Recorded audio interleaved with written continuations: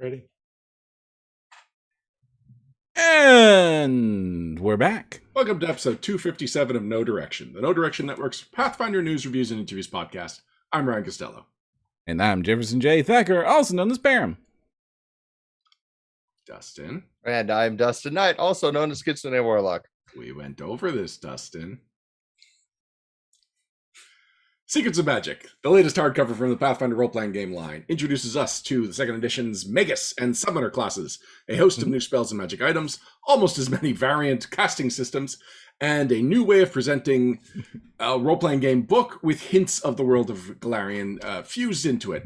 Introducing us to Secrets of Magic is the book's design lead, Pathfinder designer Logan Bonner. Welcome back, Logan. Thank you. Thank you for having me. It's good to be here. How you been? As well as can be expected. Yeah, that's fair. So I was actually kind of surprised that you were the design lead on this book, Logan, because it feels like this book has gotten hyped by Paizo from a lot of different directions, but I hadn't heard your personal hype, like your version of the hype for Secrets of Magic going into this. So you tell us, what is it we should be super excited about Secrets of Magic? I think the main thing here is just there's a little bit of everything. So we really approach this with, instead of saying like, okay, well, we have this many magic classes, let's give them some feats. We kind of said like, okay, what does magic mean? And then went from there. So we got to do stuff like explore what magic means in the world, how you interact with it if you're, role playing, and kind of do some fun stuff there. And then also like, one of my goals was just like, okay, we need to make sure there's just a ton of spells. So as much room as we can make for spells, because those just have such broad use for so many different players. And having a bunch of them also means we can do some more fun stuff instead of just like, well, we need to fill this hole and this hole and this hole. Okay, those are full and we don't have any more room for other stuff. So we wanted to get some weird and entertaining stuff in there because magic is so unbounded. We wanted to make sure that feeling came through.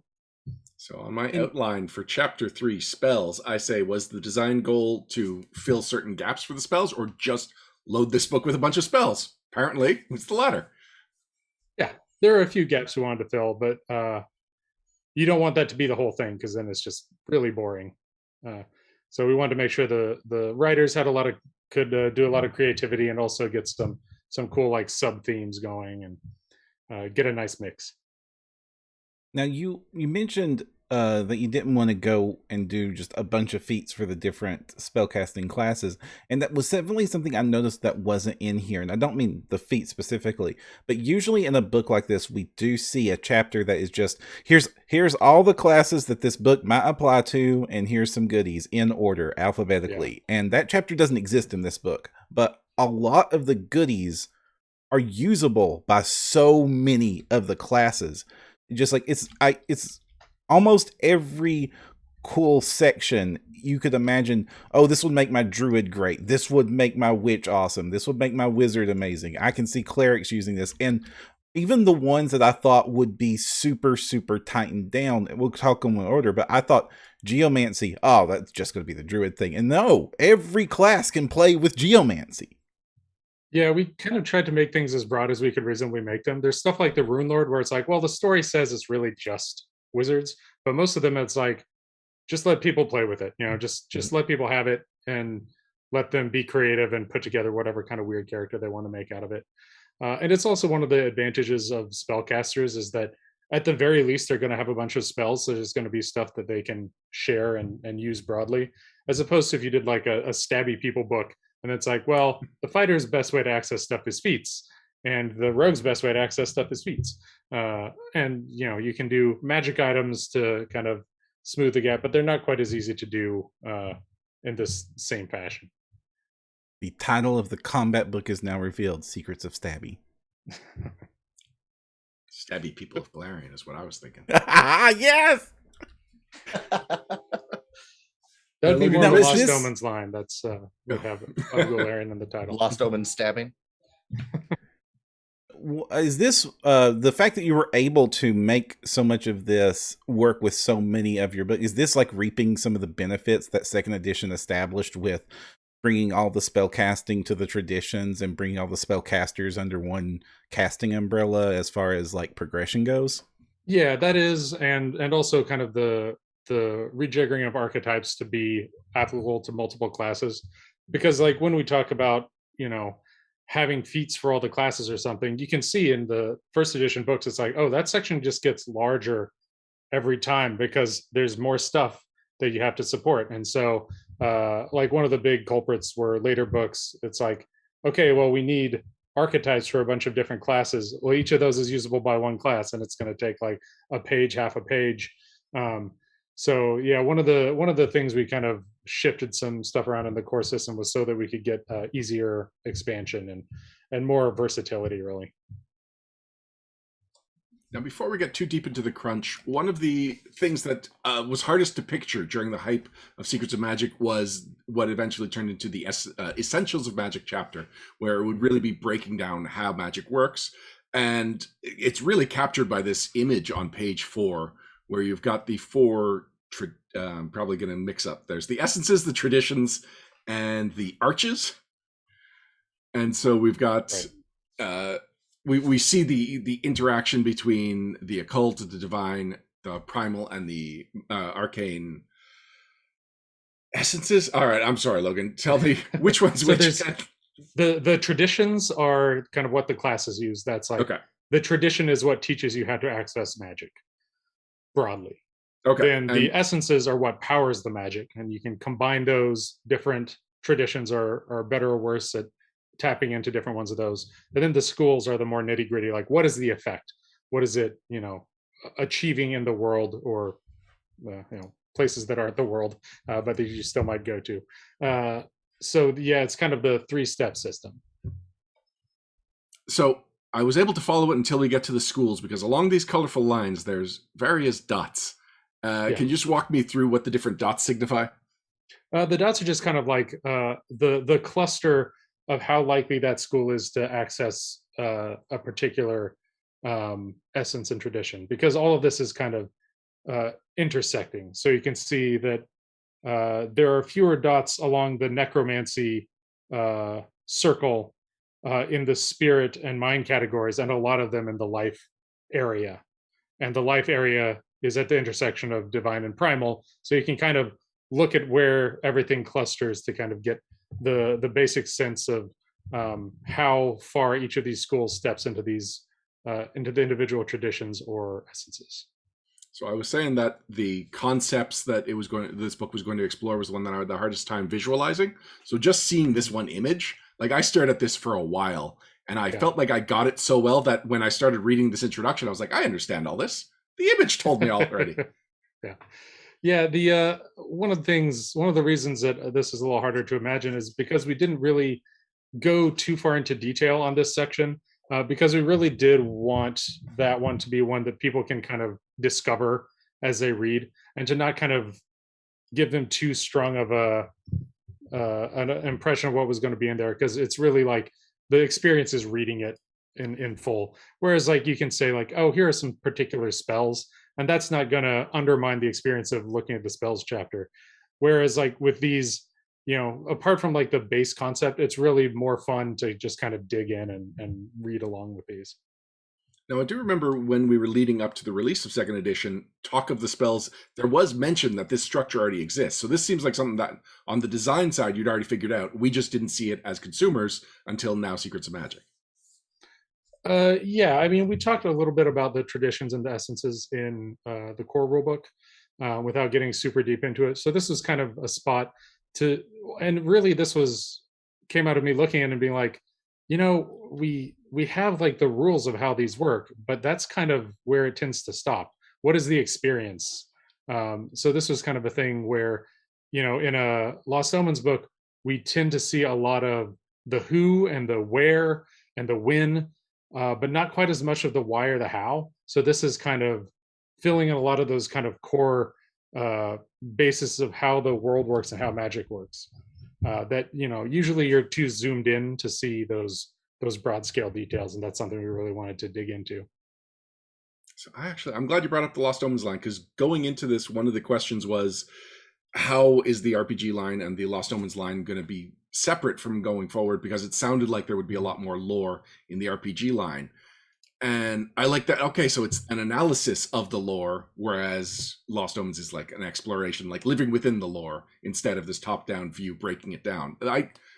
I finally get it. I get how the different lines are going to be different. And its scope too, because a lot of it is just like, how does this affects every spellcaster? And the Lost Omens line is more likely to drill down into something you can use for a particular organization or order or something like that. So the visualization continues as we go into the different traditions, where we get excerpts from literature from the world of Golarion that gives us the flavor, gives us a feel for it without giving us the full explanation. And it definitely doesn't feel like we are going into a textbook explanation of everyone. In fact, there is a different flavor to each one's excerpt, including Only one one of them is is a a textbook. textbook, but not all of them. There were actually two places I feel that this book started to very much feel textbooky or more education institution-y, which was, the opening of the literal pages of the textbook. I'm throwing it on screen now, which is that exactly. And then when we get to the next section, when we get to where they're breaking down the individual schools of magic, those very much look like program brochures. They read like program brochures that you could pick up. It's like every, while, it's low-level evokers aren't very useful, every town needs a low-level diviner to help find lost items and missing children. It's like, oh, yeah, this totally reads like, what are the career options available to me as a diviner? Tried to talk me out of abjuration. I see what you're onto. There is a lot to these. Like it's only a couple of pages, but there is a lot to them. There's a lot of just fun moments. I like that when you're flipping through the first one, which is two non-consecutive excerpts from the same book, and it goes from footnote 12 to footnote 62 up to 66, and you just know by the time this book is done, you're in the like 7 digits of footnotes. Yeah. So, what went into writing these segments? The main thing here was because we tend to have a tendency as RPG writers, and it's like, oh, here's a thing from inside the world. Okay, well, it's going to be like a super scholarly thing, right? So one of my first goals on this was like, okay, make sure that's not all of them, because that's what people tend to do. So it was like, okay, Arcane gets to do that, and the other ones are going to be a little different. So the first part was really just finding the authors who really, had the experience and some cool ideas to bring to these, and then just kind of setting them loose and kind of doing a little back and forth at the start to kind of get some ideas of where we wanted them to go, and then just letting them have fun with it. And so that most of our development on it is just like, okay, do we want to use the terminology 7th rank fireball, or do we want to not use the word fireball? Where most of it was like, where does the fourth wall lie, more so than like micromanaging some of the text, because this is also kind of a chance for us to break out of our standard text style and do a little kind of different type of writing than we usually do, particularly in the rule books. Yeah, there was the mention of the Mind Palace having 10 floors, and that's why the spells have different levels. Yeah. Like that was genius. Cool. I got excited reading that. And then in Divine, we get 3 different flavors of Divine text, including one that's just straight up preacher. Yep. Yeah. I mean, when I first got the book, of course, I just flipped over to the mechanics. But then when I went back to actually reading the whole thing through, I realized this section is really, really useful, especially if you're like a GM. I mean, if you're a player, you could look at options. But as a GM or even an author, a lot of times I'll find myself writing a spell or a magic item and then thinking to myself, I like this idea, but I'm not 100% sure what school or even tradition this should go into. And this is a really nice, useful tool for, oh yeah, I got to remind myself where each of these boundaries lie. And then, and then even that will further inspire where to go with that initial idea. Yeah. The one that really sold me actually was the occultism one, and for a couple of reasons, because occultism is the new, in a lot of ways, is the new one to the playing field compared to the others. conceptually, and so it had a lot of lifting to do to like help establish like how does this differentiate itself from arcane magic. And I know that in first edition the occult magic was flavored in such a way, but not so much in universe was able to establish itself. Like this 2 pages does more to do that heavy lifting than all of first edition managed to do, which is good praise here. And the line that sold me and made me convinced that, oh, this was the kind of like little thing you'd read on a magazine at a really pretentious coffee shop in Andoran was when he goes, so why does failed occultism always lead to tentacles? Yeah, I definitely, I think occultism was one of the ones where there is some kind of like very big, like bright red blinking lights of like, this is a cult thing. So having it, some of that undermined was pretty fun. Moving on to some mechanics, we start with some backgrounds that they were fit into the essentials of Magic. I felt that was an awkward fit, but that's probably just a minor logistics thing, right? Like, how did they end up the only mechanics in that first chapter? Yeah, that was kind of that was part of it, and it's also part of kind of just chronological as well, because this is kind of it's your learning, your initial study stuff, so it kind of fits along timeline wise closer to backgrounds, like before you really branched out into a class. So yeah, it's kind of a combination of those two. Of the new magical black backgrounds, I was a really big fan of False Medium, where you are like a profiteer off your prophecies, but there is something there, but because you can't explain it, you've kind of created this false narrative around where you're getting these actual hints of the future. Like, it was such an interesting and layered idea that was fit into a background. And then from there, the rare backgrounds were really interesting. In particular, the Time Traveler. Yes. I knew you would love Time Traveler. I love that one. That was also one that's kind of unavoidable at this point in our setting. It's just like, well, we have New Thessalon in particular. It's just like, there's going to be some time travelers. So this was a good spot to kind of say, like, here's a nice general time travel option. What I especially liked is that I got the impression that it was going to be like, well, I've seen the future, I know the future, and so I get some bonuses to seeing the future. But no, you're manipulating time. So you're not time traveled. You are actively a time traveler. Mm-hmm. One of my favorites is Chosen One has shown up here, which is fun because you literally get plot armor. Yeah. It's a Prophecy's Pawn. Anytime you fail a saving throw, attack roll, or skill check, it is the trigger. The effect, you twist Prophecy in your favor. You get to re-roll it. But then the GM gets to cash that in later. For 24 hours afterwards, the GM can force you to re-roll a successful saving throw, attack roll, or skill check as fate balances the scales. So rare backgrounds were not part of the core rulebook. I'm not sure at what point in development the idea came up, but it feels like this is a ripe place for just new mechanical ideas. Yeah, I think the idea has been there for a while, really just because we kind of have the rarity system in place, so we can do weirder things like this. With the core in the APG, it was kind of like just getting critical mass of normal stuff is already just like, okay, there's all these basic stories that you can really easily tell that we know a lot of people are going to want to do. So let's get as many of those out there as possible. And then this was a place where it's like, okay, we're trying to show the whole breadth of magic. So let's do kind of both the common ones and the weirder stuff and make sure there's a nice sampling of both. Yeah, the APG had some, but they weren't as campaign shifting as like anti-magical or Chosen One. Yeah. I already want to make characters that were magical experiments. Oh, that's I'm glad there's actually a mechanic for that now, since you do There's see multiple mechanics. Yeah, we have that background, and we have flesh warps in the ancestry guide, so you could really just be like, well, oh, no! I'm a magical experiment. Yeah. Oh, an anti-magical is going to start a lot of fun stories. And then you can be an oracle and just be like totally bad news all the way down. Are we ready to get into the classes?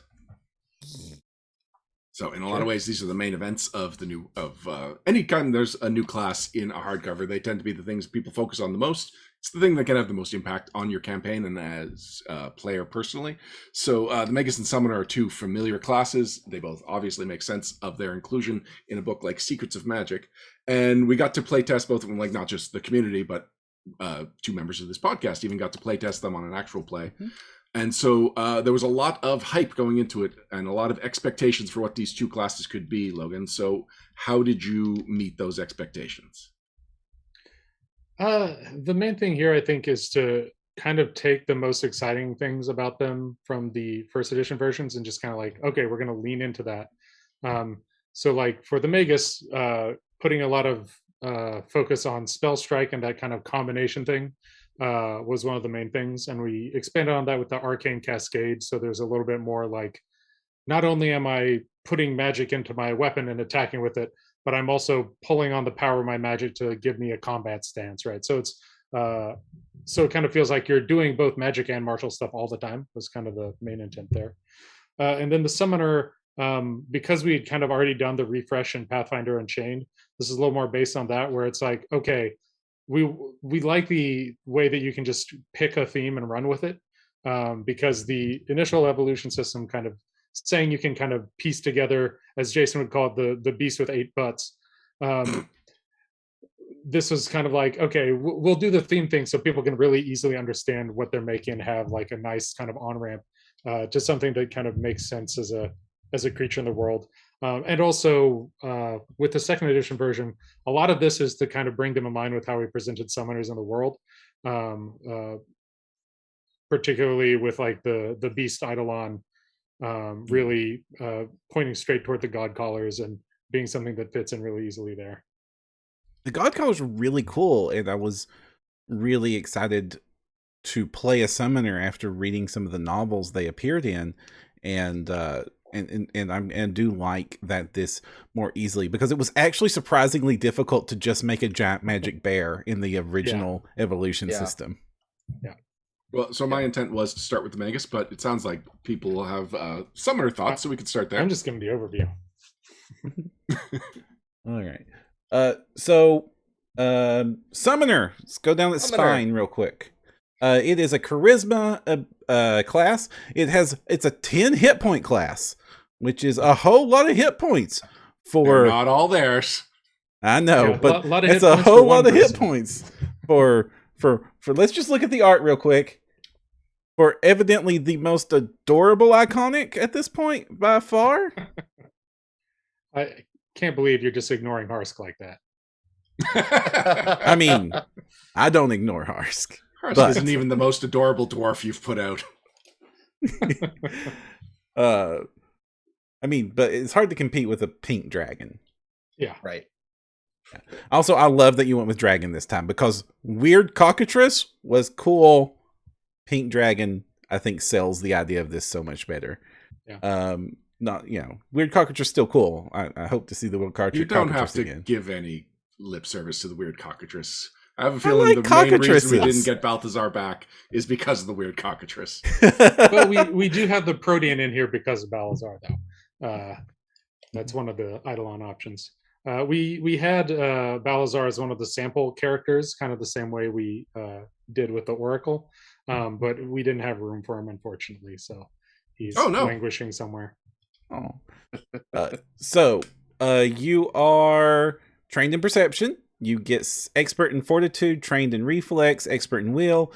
Skills, you're trained in one or more skills. Are we really 3+ intelligence? I wasn't thinking we were going to go this nitty gritty into the classes. We have a lot more book to come after this. Alrighty. I don't think people need to know that you're trained in perception. Fair enough. You get a big old magic summon thing that shares your actions and hit points. This summoner really goes for the whole trope of you're actually playing the monster. It's the bigger, stronger, meaner thing here. And it is, and you as a character are the conduit to bring this thing into reality. Yeah. I disagree. I think it's actually a better balance of you're playing both the monster and your character, because you're splitting your actions between the two of them. There's no assumption that one of them will have more priority on the turns than the other. And like just having them share hit points really just means that like you cannot just go like all out into the combat and sacrifice your creature because you can always summon him again. No, if you sacrifice your creature, you're in a lot of trouble. I just say one of them has, under most builds that I've been able to put together, much more combat effectiveness than the other. Yeah, I think it depends on whether you're comparing them to the potential, like the furthest I'm just playing the monster, as opposed to like a druid with an animal companion or something like that, where it is definitely more on the side of the Eidolon being a big part of your character than even the druid with an animal companion. I think that's true for sure. So you mentioned that. Also, go ahead, Perp. Sorry. And also, the summoner also seems to not replace, but to kind of replace, to have roped in the spiritualist. Yes. Yeah. Yes, I think that's accurate. We did kind of look at it and say one of the reasons for doing stuff like having the occult list in from the start was so that concepts that were really kind of sitting in the middle could be combined like that. So yeah, it is definitely bringing the spiritualist in. The spiritualist was also one of the sample characters and ran out of room. So both of these kind of Let's talk about the space this class takes up then, because it's 10 more pages than the average class gets. Most of it is dedicated to the Eidolon, and it sounds like had you been given an extra 10 pages, you could have not only fit more stuff, you had more stuff to fit in there. Yeah, these are both these classes are pretty big compared to the previous classes. One of the reasons for that is that the first classes tend to get the most expansion overall over the course of a line. So we wanted to say, okay, let's give these a little more space to make sure they get a really good complement of stuff, as much as we can reasonably give them without, kicking everything else out of the book. And the other thing is just classes are always really hard to fit into their space. So with like APG especially, it's just like, well, we don't want to cut this thing, but we don't have any choice. So we made sure to give these a little extra room this time around.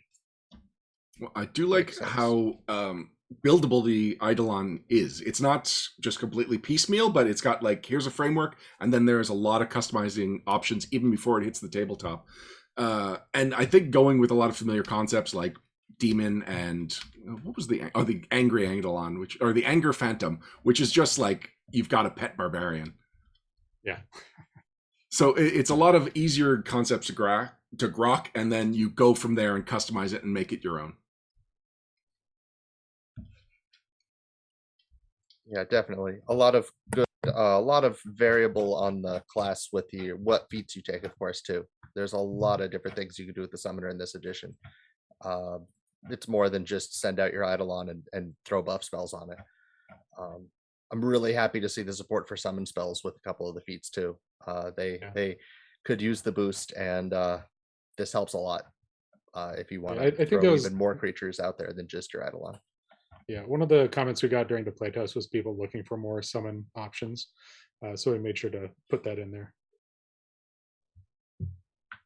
So I know I do like the variety, and one of the things I really like about it is if not only the variety, but when you build out your Eidolons, you have a lot of cross play with things like the link spells and the shared actions with the summoner. So when you're building out, you're basically building out also your own little teamwork feat list to go along with it. So it's not just how it's built, but the style of play that you're going to be involved in. It's one of the things I think we've gotten better at across the growth of the line is looking at the focus spells and kind of saying like, okay, how do these are the things that really need to reinforce what you're all about. And particularly with these classes, that means like, okay, let's make sure they do exactly the thing that you really love to do and care about, and are, for these two classes, very focused.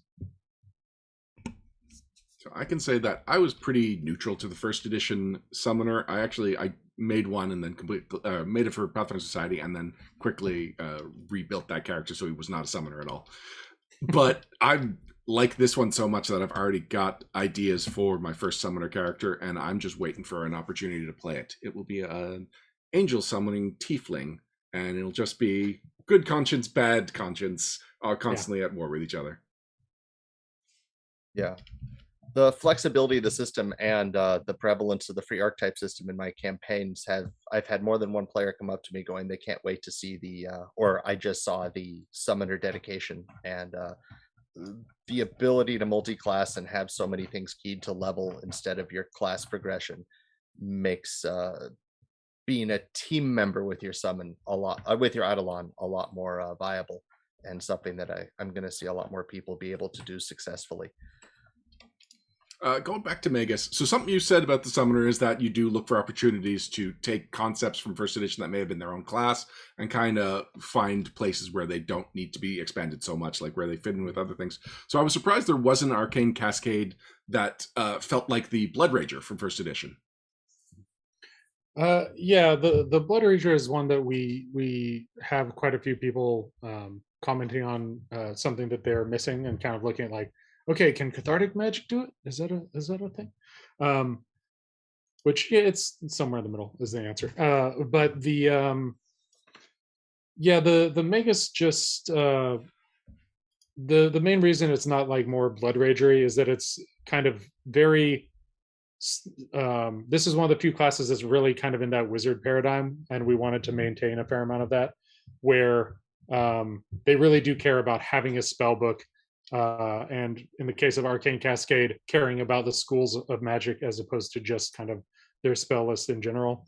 So that was just kind of a thematic thing we carried forward to make sure they had like they still had like a pretty good amount of the same identity.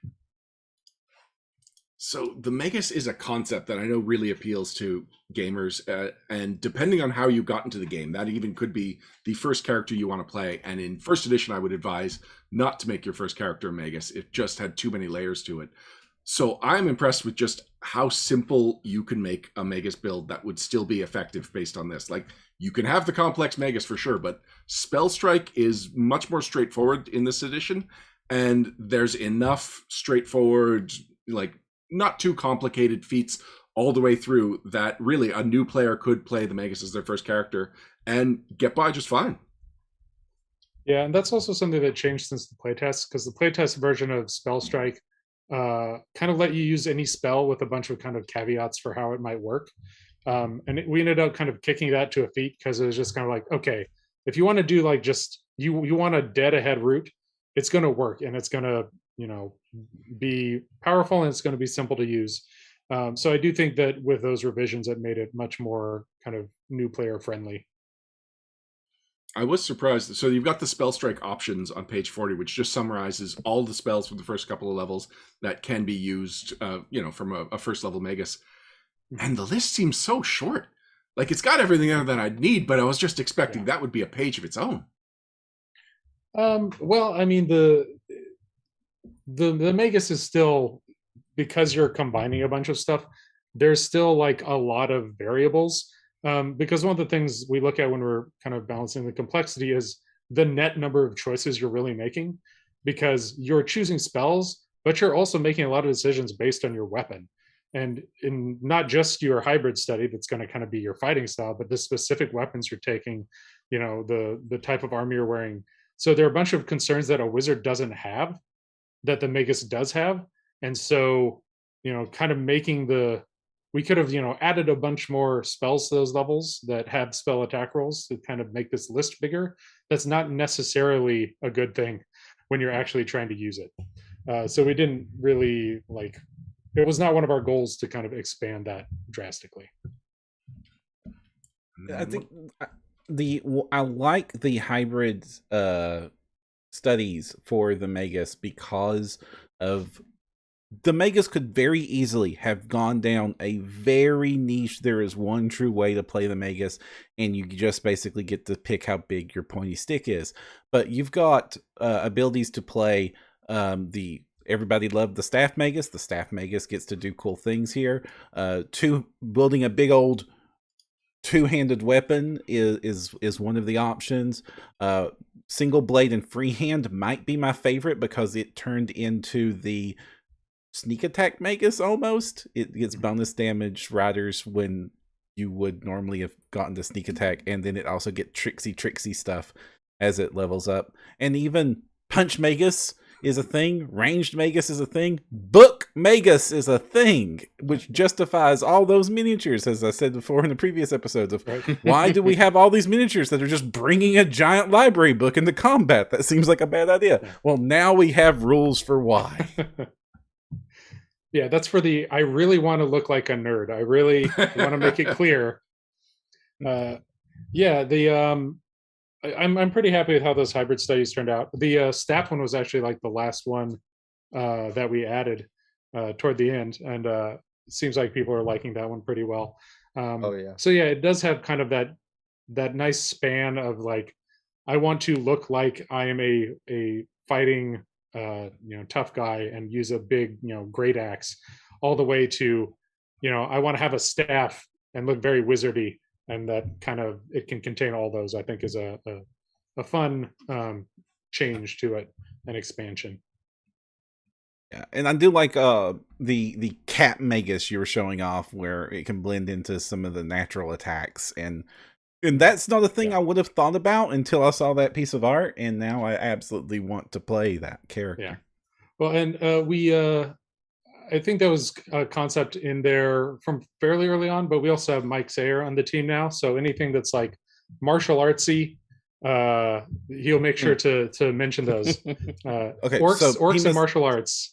He must have had a shortage of massive amount of influence in this book, because when we get to spells, it basically reads like a episode of Dragon Ball.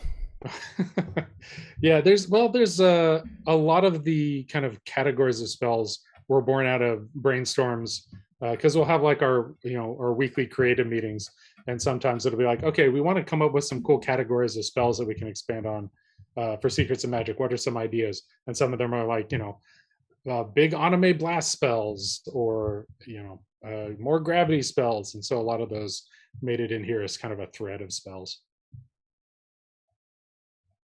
I can't say for sure whether Mike suggested those, because there are other anime fans in the office also. All right, touching on the multi-class archetypes at the end of this section, we were introduced to the bounded spellcasting archetype. You and I talked a little bit about this before we went on the air, because I wasn't sure if this was just a new way of presenting spellcaster archetypes, or if this was a completely new idea.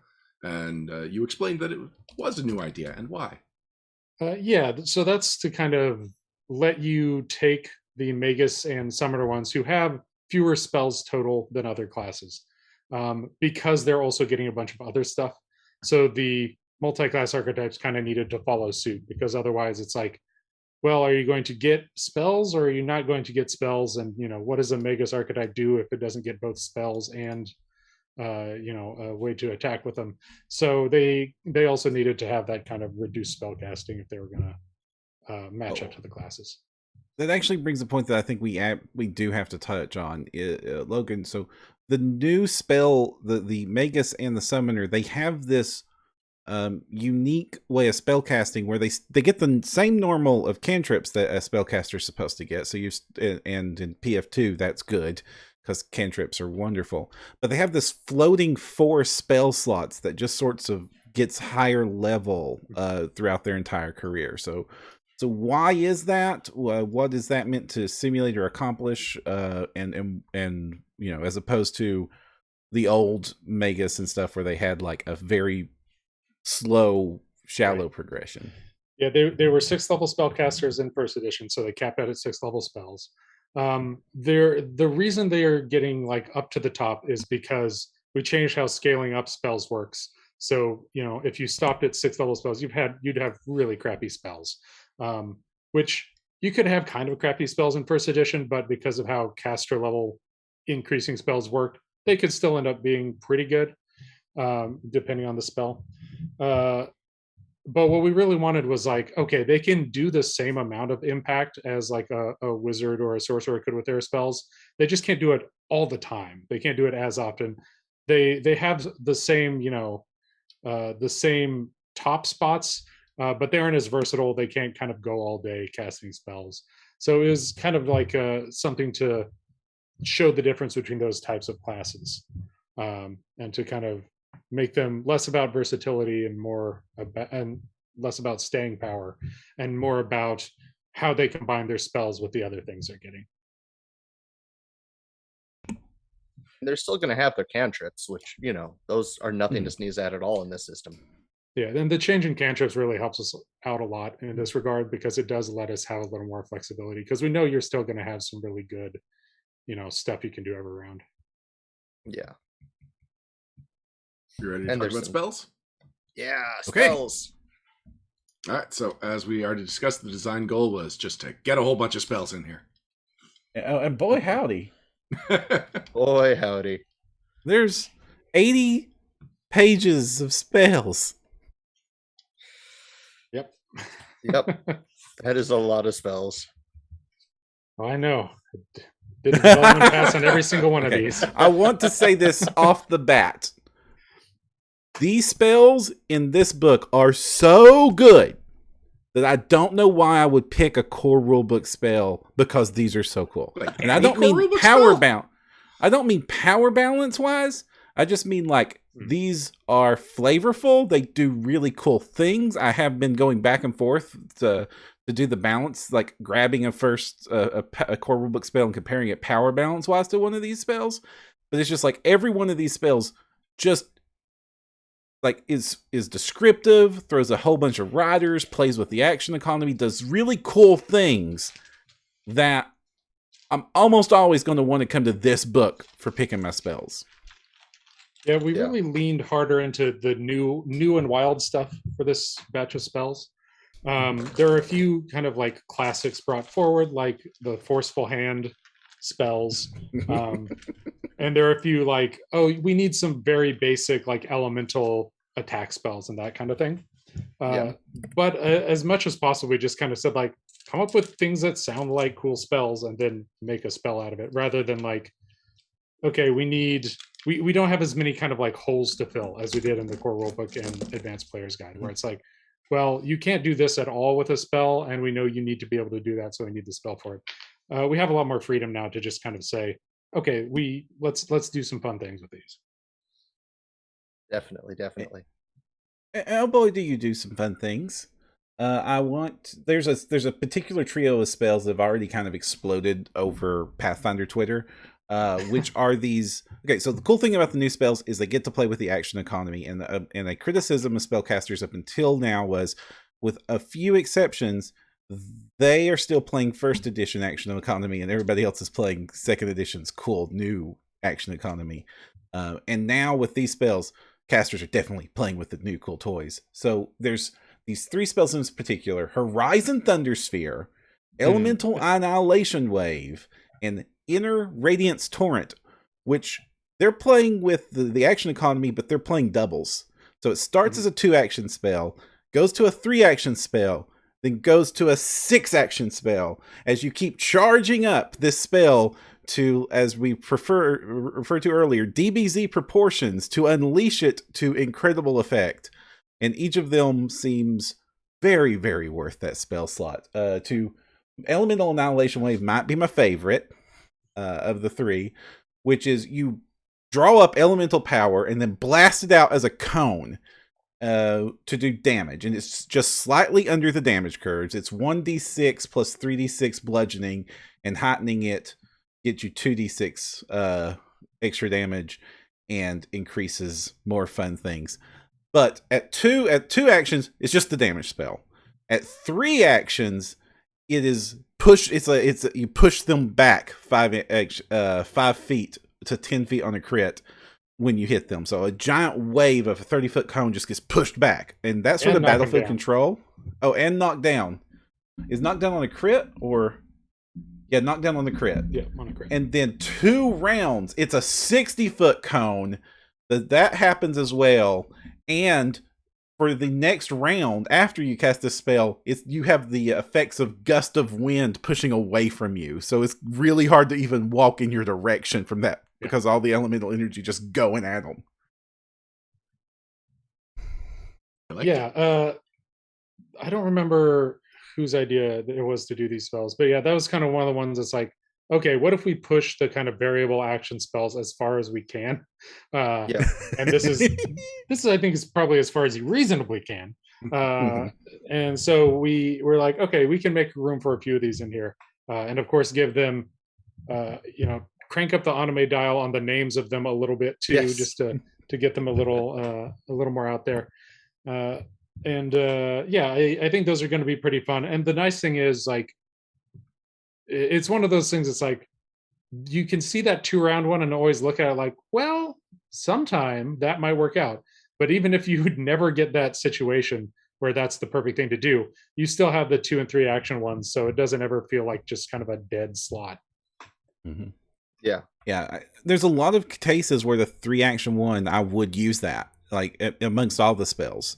The Thunder Sphere is great because it's a good at 2 actions. It's a good single target damage, and so that would totally be worth it if all you're doing is, I need to put some damage on this big single monster fight we're doing. But the 3 action version, it becomes an AoE, and then the 6 action version, it becomes a big old humongous AoE with riders. And so in each of those, I could see a reason for wanting to cast it. And when we get to talking later about the spontaneous spellcasting archetype, the flexible spellcaster archetype, that ties into a lot of this action economy stuff in fun ways that will combo really well with a lot of this. Yeah, those variable action spells are harder to design than I think a lot of folks realize, because we always get a lot of folks saying, like, why aren't there more variable action spells? The reason is because it's very hard to make all those compelling options without making them also just extremely complicated. Right. So something like heal in the core rulebook, I think is a great example, because there are situations to use each of the 3 versions. But it's really hard to do, like, it's a damage dealing one. And if it's like fireball, right? It's like, well, why am I ever going to cast without spending 3 actions if at all possible, right? I think Magic Missile is the perfect example there, where it's a good idea on paper, but in practice, I almost never see a character wanting to use the spell slot up without getting all those missiles out. But because it's guaranteed, there are occasionally spots where it's like, okay, I've got 1 action left. I'm going to try to put the big bad away, because their turn's next. We might all die. I'm going to maybe waste the magic missile, but maybe win the combat, right? That is like one of the few places where a damage dealing spell has like even a minor like side case use. But a lot of cases they're just really hard to make use of. And these spells are kind of a stab at making that happen. And the fact that you can start at 2 instead of starting at 1 makes it a little easier to make that happen. Because if you do a 1 action damaging spell, those can be really hard to make work. Yeah, that makes sense. A good example of one that does work really well is Gravitational Pull. It's a 1, 2, or 3 action spell, Arcane Occult. They have to do a fort save, or they get pulled to you 10 feet, which is lots of fun. Like, never underestimate repositioning an enemy beyond their will as effective combat strategy. I mean, it's opening up flanks, it's pulling the people behind the lines, it's breaking up formations. It's great. At 1 action, it's 1 creature, and if you only need to pull 1 creature 10 feet, that's a great use of an action, your 3rd action on the spell. At 2 actions, it's 1 creature and 20 feet, so I need you a lot closer. And then at 3 actions, it's 5 creatures, which that can be dangerous, but good if you're a Magus. Yeah. This is definitely the one that's like, the wizard looks at this and is like, no.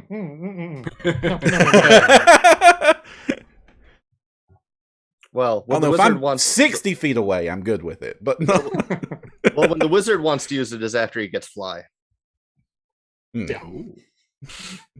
Oh no. You can also combo it with reach spell if you do need to be that 60 feet away. You can drop 2 actions into it. And yes, enemies standing on top of narrow trees trying to snipe you. Yeah. Just 1 action will do. I don't need them right here. Just not there. Yeah, just on the ground next to the barbarian over there. One spell that stood out to me was Day's Wait, where you make somebody soar like they've been up all day. And I could just picture the designer up at 3 a.m. like, I need another spell. What am I supposed to do? Yeah. I'm so tired. I wouldn't wish this on my enemy. Or would I? Oh, man. There's some spells that Glanville would sign up for in here too. Like all the the gaslighting the spells are in here. One of my favorites is Inexhaustible Cynicism, where you just make them so cynical about the current, like you weave enchantment into their mind that so cynical about their current that they just become hopeless, and then eventually they just take 66 unavoidable mental damage with no save, and it's great. And unless they have taken actions to interact with the spell. This is one of those weird ones where it's almost an illusion, but kind of not. But where enchantment and illusion kind of are sharing brain space. But it's just like I looked at this in my notes here. It's just inescapable cynicism, evil. How could you? Is my note on this one. Yes. This is also And one. Sorry. That one place I think the writers really excelled with these are things that have really easy and fun role playing hooks. Because like if you cast that, you know the GM knows how to role play those characters now, right? For the rest of this encounter, you know, you have a great hook. Another one I think is good for that is like the tame spell, where it's like you might not want to carry that cantrip all the time, but you might want to have a way to cast it once in a while. There's a lot of good stuff that's like this makes a perfect scroll, right? Magic. So mailbox. I like, yeah. Inevitable Disaster, which is what I love. One creature you briefly glimpse and cause an effect, and putting into motion a chain of events that will visit doom upon your enemy at some point in the future, though you're not quite sure when or how. But at some time, 1d4 rounds after casting this spell, the Cosmos will align to deal 55 damage to the creature, basic fortitude save, and will happen to the creature regardless. Like, this is Final Destination that you've put on this creature, and it's coming. We haven't talked about the art so much in this book. It's got a great page design, but also I think the art in the spells section really stands out. One of my favorites is on page 16. It's the illustration for Mirror Malefactors, where a wizard summons a bunch of mirrors around you and your reflections start attacking you from all sides. Yeah. Got the Hezra getting bit by itself. Yeah. Makes you feel real bad for him. Yeah. No, it's a Hezral. So just to bring up a couple spells I wanted to discuss, Cast into Time, I think, is a really beautiful design space. I'm a big sucker for blink spells that just say remove the mini from the table. They can't be affected by stuff. And making an offensive one, really nice way to have an effect that could get one or more creatures off the table for a little while without having to give it the incapacitation trait, because they're not just sitting there getting hit every round without being able to counterattack. They're safe, but they're not a threat. And I'm really glad we're seeing more effects like that. It's a little bit in the vein of Maze. Right. It's another one that kind of like, we need a break. Exactly. This is also one that's super fun to visualize, especially if you've seen Doctor Strange in either because when you push them through time, it's not just taking them off the board for a little bit. They are literally thrown through time violently, and they take 5d8 mental damage and 5d6 bludgeoning damage when they are going through it. So they time traveled the budget seats. Right. And it's only 6 levels, so you can see them being pushed into the phone booth and then crashing down. Yeah. And it's only 6 levels, so you don't have to wait till the last like 2 adventures to be using time magic, or other magic that you expect to have to wait until higher levels of play to use. I mean, like there's other time spells in this book that you get as low as like level 2 or level 3, like Time Jump, where it's like, wow, I get to manipulate these grand forces without and like ease my way into being a time wizard without being like, well, now that I'm level 18, I could call myself a time wizard because 9th level time spells. Finally, time stop. Yeah. My character's coming together. Yes. You said we're starting at level 16, right? Right? That'll work. I do love that how Time Jump is basically a budget disc dimension door, but making you hoof it. Can you make those athletics checks, wizard? Can you really? I see you have a reaction against teleportation, but wait. I can just imagine like the time warp finishes, but you critically failed that climb check to get up onto the hill, and so the wizard just falls prone right behind the enemy line, and they're like, "What happened?" Exactly. In chat, Shatreyu has done some math in total, counting spells later on in the book and rituals and everything. There is a total of 178 spells in this book, 26 focus spells, and 17 rituals in this book. You happy with that number, Logan? I'm glad we got over 200. I kind of wish we'd had over 200 in just the non-focus, non-ritual spells. So I'm pretty happy with that number. I feel so like close. We were very close, but it's also at a certain point, it's like the number is not worth, chopping out a cool long spell for two not as interesting shorter spells. Definitely. Any final thoughts on spells? Oh, Param does. I do. The ritual spells are really cool. All right, let's talk about rituals. So rituals are, if you're familiar with them from PF1 and other games, this is a way to spell cast without using spell slots and skill checks, and get groups together and get that whole scene where you've got the whole group of wizards circled around the cauldron, and they're going to be doing some, I'm going to say, wholesome spell casting in all those dark robes in the underground sarcophagus. I'm sure we have one or two wholesome rituals in here. They didn't like lean this particularly one. Wholesome. This is how you get the Mickey Mouse brooms. Awaken objects. Now we know where they came from. Yeah. Yeah. This is also one where, for the art, I couldn't resist having an image of Celtiel making a very foolish contract with the devil, because that just felt like exactly what he would do. Oh yeah, absolutely. Celtiel's great. The expression on the devil is what sells it. Man, I'm so glad Mind Swap got in this book. I can't wait to throw a scroll at my players in a higher level game just to see what they'll do with it. Yeah. And a lot of these are definitely like campaign defining, or at least adventure defining. You've got Bathe in Blood when you want your Elizabeth Bathory to be going on. It's like, so the immortality and eternal youth is something a lot of people want. How would you do it if you were an evil person? Here we go. Yeah. How far are you willing to go? I also like the part where it says, theoretically, there's ways to get the amount of blood you need without killing the person. But practically... Mystic Carriage is really cool because that explains so many iconic scenes and also is super useful for player. And on a critical fail, you get attacked by 4 horses. I was thinking it would be fun to use that on an NPC who's just trying to show off his wealth.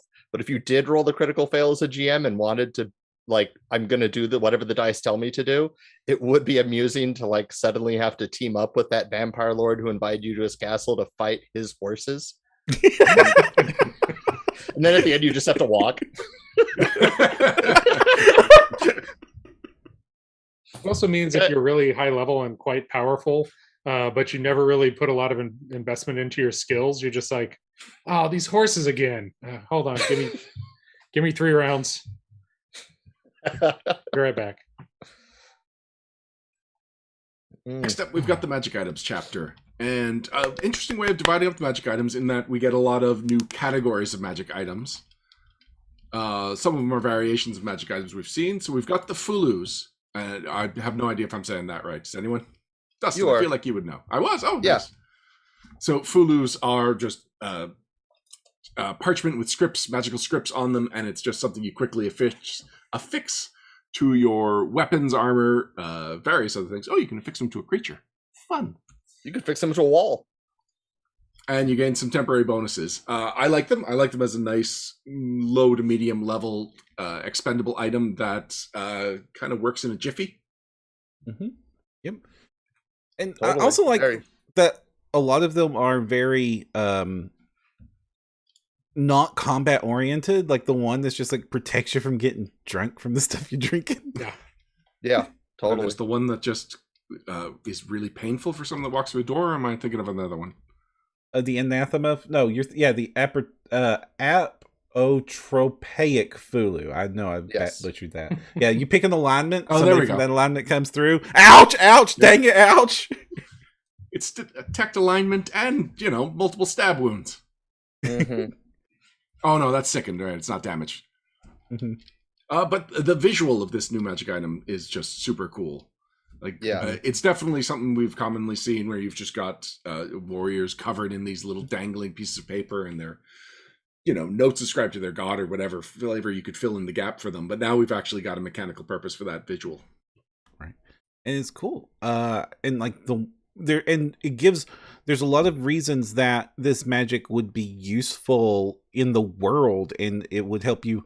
Like if you wanted to introduce them, you could introduce like, why does this flooding Fulu is on this basement, and then suddenly that's a conversation with the what's this weird paper thing that's magic on your basement door, and that discover, and then that leads you to the NPC that teaches you about Fulus, and then suddenly one of the characters, like it's great that this leads to so many actual play experience opportunities, and I love anything in an RPG book that immediately starts me plotting scenes from a game.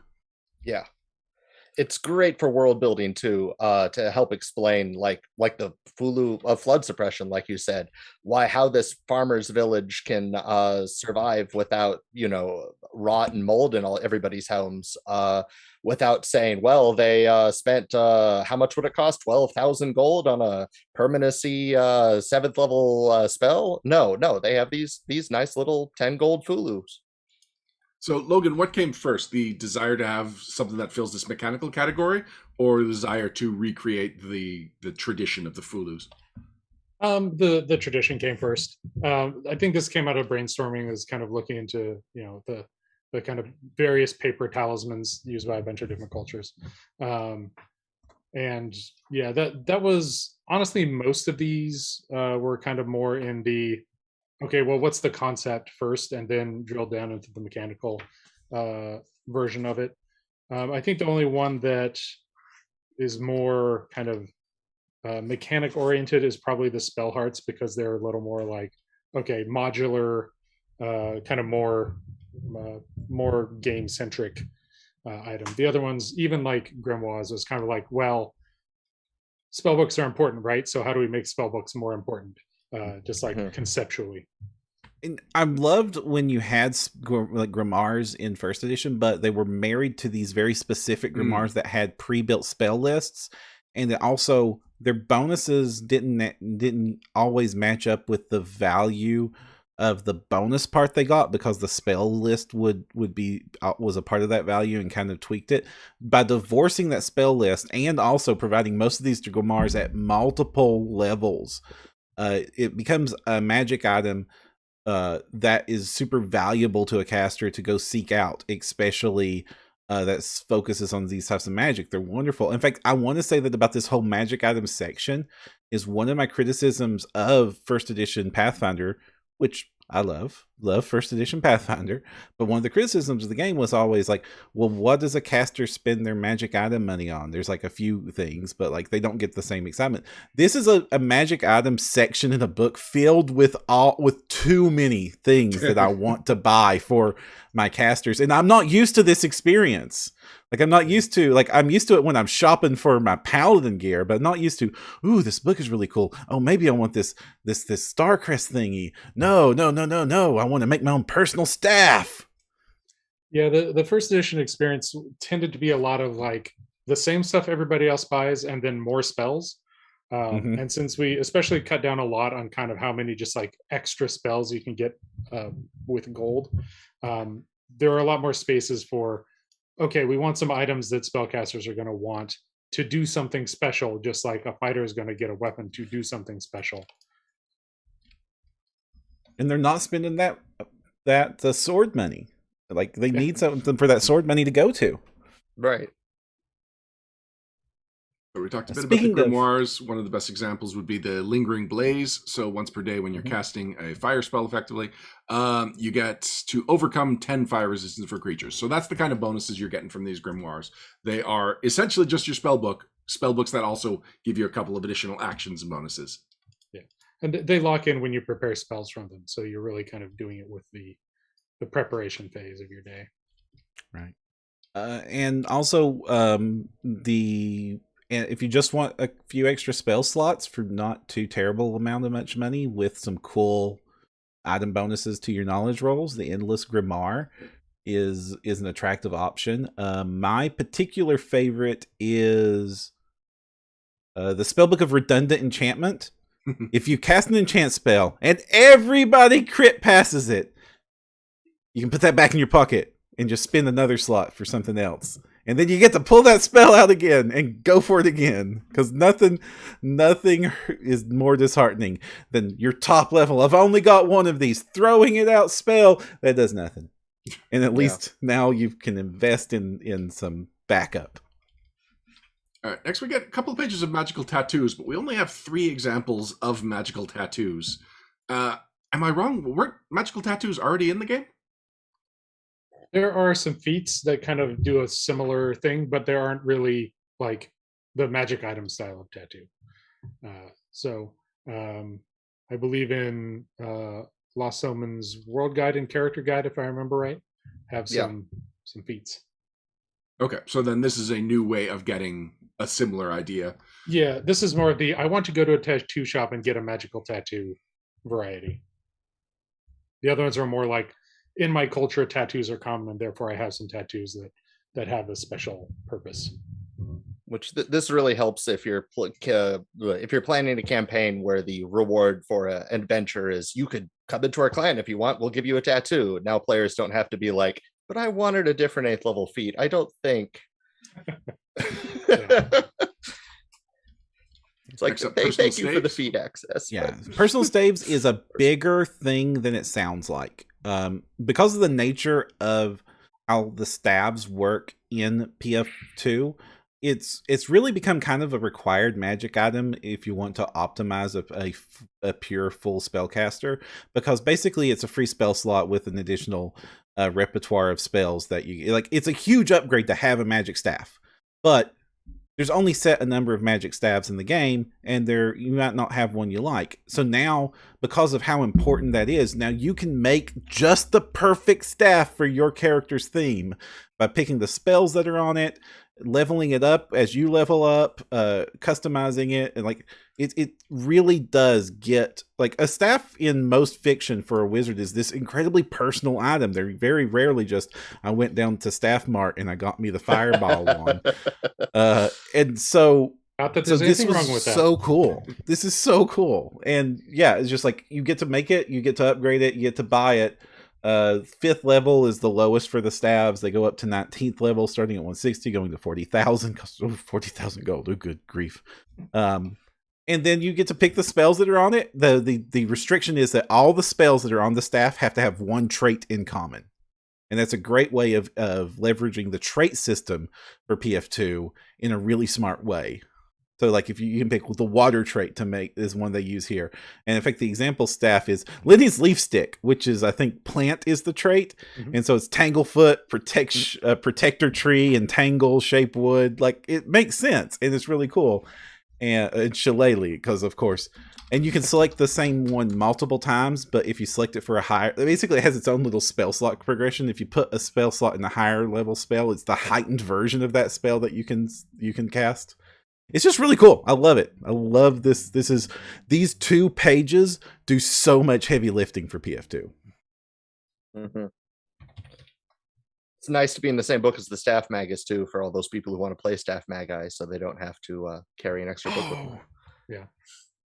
I'm gonna make the beat stick.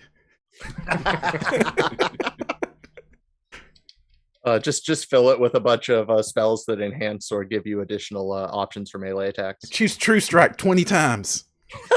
True Strike all the way down, 1 to 10. All right. Any thoughts on spell catalysts? Everyone's just happy they're spell neat. catalysts exist. Yeah, we've seen these cool. before. They're neat. Yeah, they have to be in here somewhere. Yeah. I think the spell hearts are the more cool option. They're permanent spell catalysts. Okay, let's talk about spell hearts. Logan. Yes. Tell us about spell hearts. So spell hearts are a permanent item in the vein of a talisman that you attach to something, but they're modular. So they all have like a purpose when applied defensively, attaching them to your armor typically, and a purpose when applied offensively, attaching them to your weapon. And they also just let you cast a spell, kind of like a wand. So, for instance, if I am going up against a bunch of treants and I want to destroy the treants, I can put the flaming star on my weapon to deal fire damage to them and light them on fire. If I'm going up against the fire giants, I can put it on my armor to take less damage from fire. So most of them are pretty straightforward because they have like very distinct uses and kind of a nice bit of flexibility. I didn't think we had treants in second edition. Arboreals. Oh, arboreals. Wanted to go up against some arboreals. Yeah, I played a Talisman Dabbler before, and these, I wish I could get these. I use my archetype with these as well, because these look super fun, and I love the whole affixing magic items to other items shtick we have going on here in second edition. So I have done nothing with talismans or now spell hearts. So is this just a big section of the game that I'm missing out on? Yes. All right. Yeah. I mean, from a GM standpoint, they're great because like you don't have to think ahead. Like now you don't have to think about gear as much because it's just, hey, you get this talisman. Someone will be able to use it. Someone affix it to the item you already have. Affix it to your father's sword rather than throwing your father's sword in the garbage because you got a better sword. I mean, it's yeah. In many ways, they're kind of for most talismans, non-spell heart talismans, the actual consumable ones, they're the equivalent of a scroll for a martial character. They're kind of the same territory of like, here's a one-use item that is about my whole deal. I like to sprinkle them into my players' treasures when I'm running games because like it lets them play with cool toys without having to invest a humongous amount of gold to get cool magic effects. This does potentially end up with me with the Dragon Slayer story arrow happening again for me, but I'll take that risk. I do think I'm going to be more inclined to use spell hearts because it's not consumable and it's like 2 items in one. So yeah, I do love the armor my weapon entry into talisman play. Right. And yeah, using scroll and wand as examples to explain talismans and spell hearts that's brilliant. I didn't consider that till now. All right, we got a couple of pages of consumables. Anything that stand out to anybody?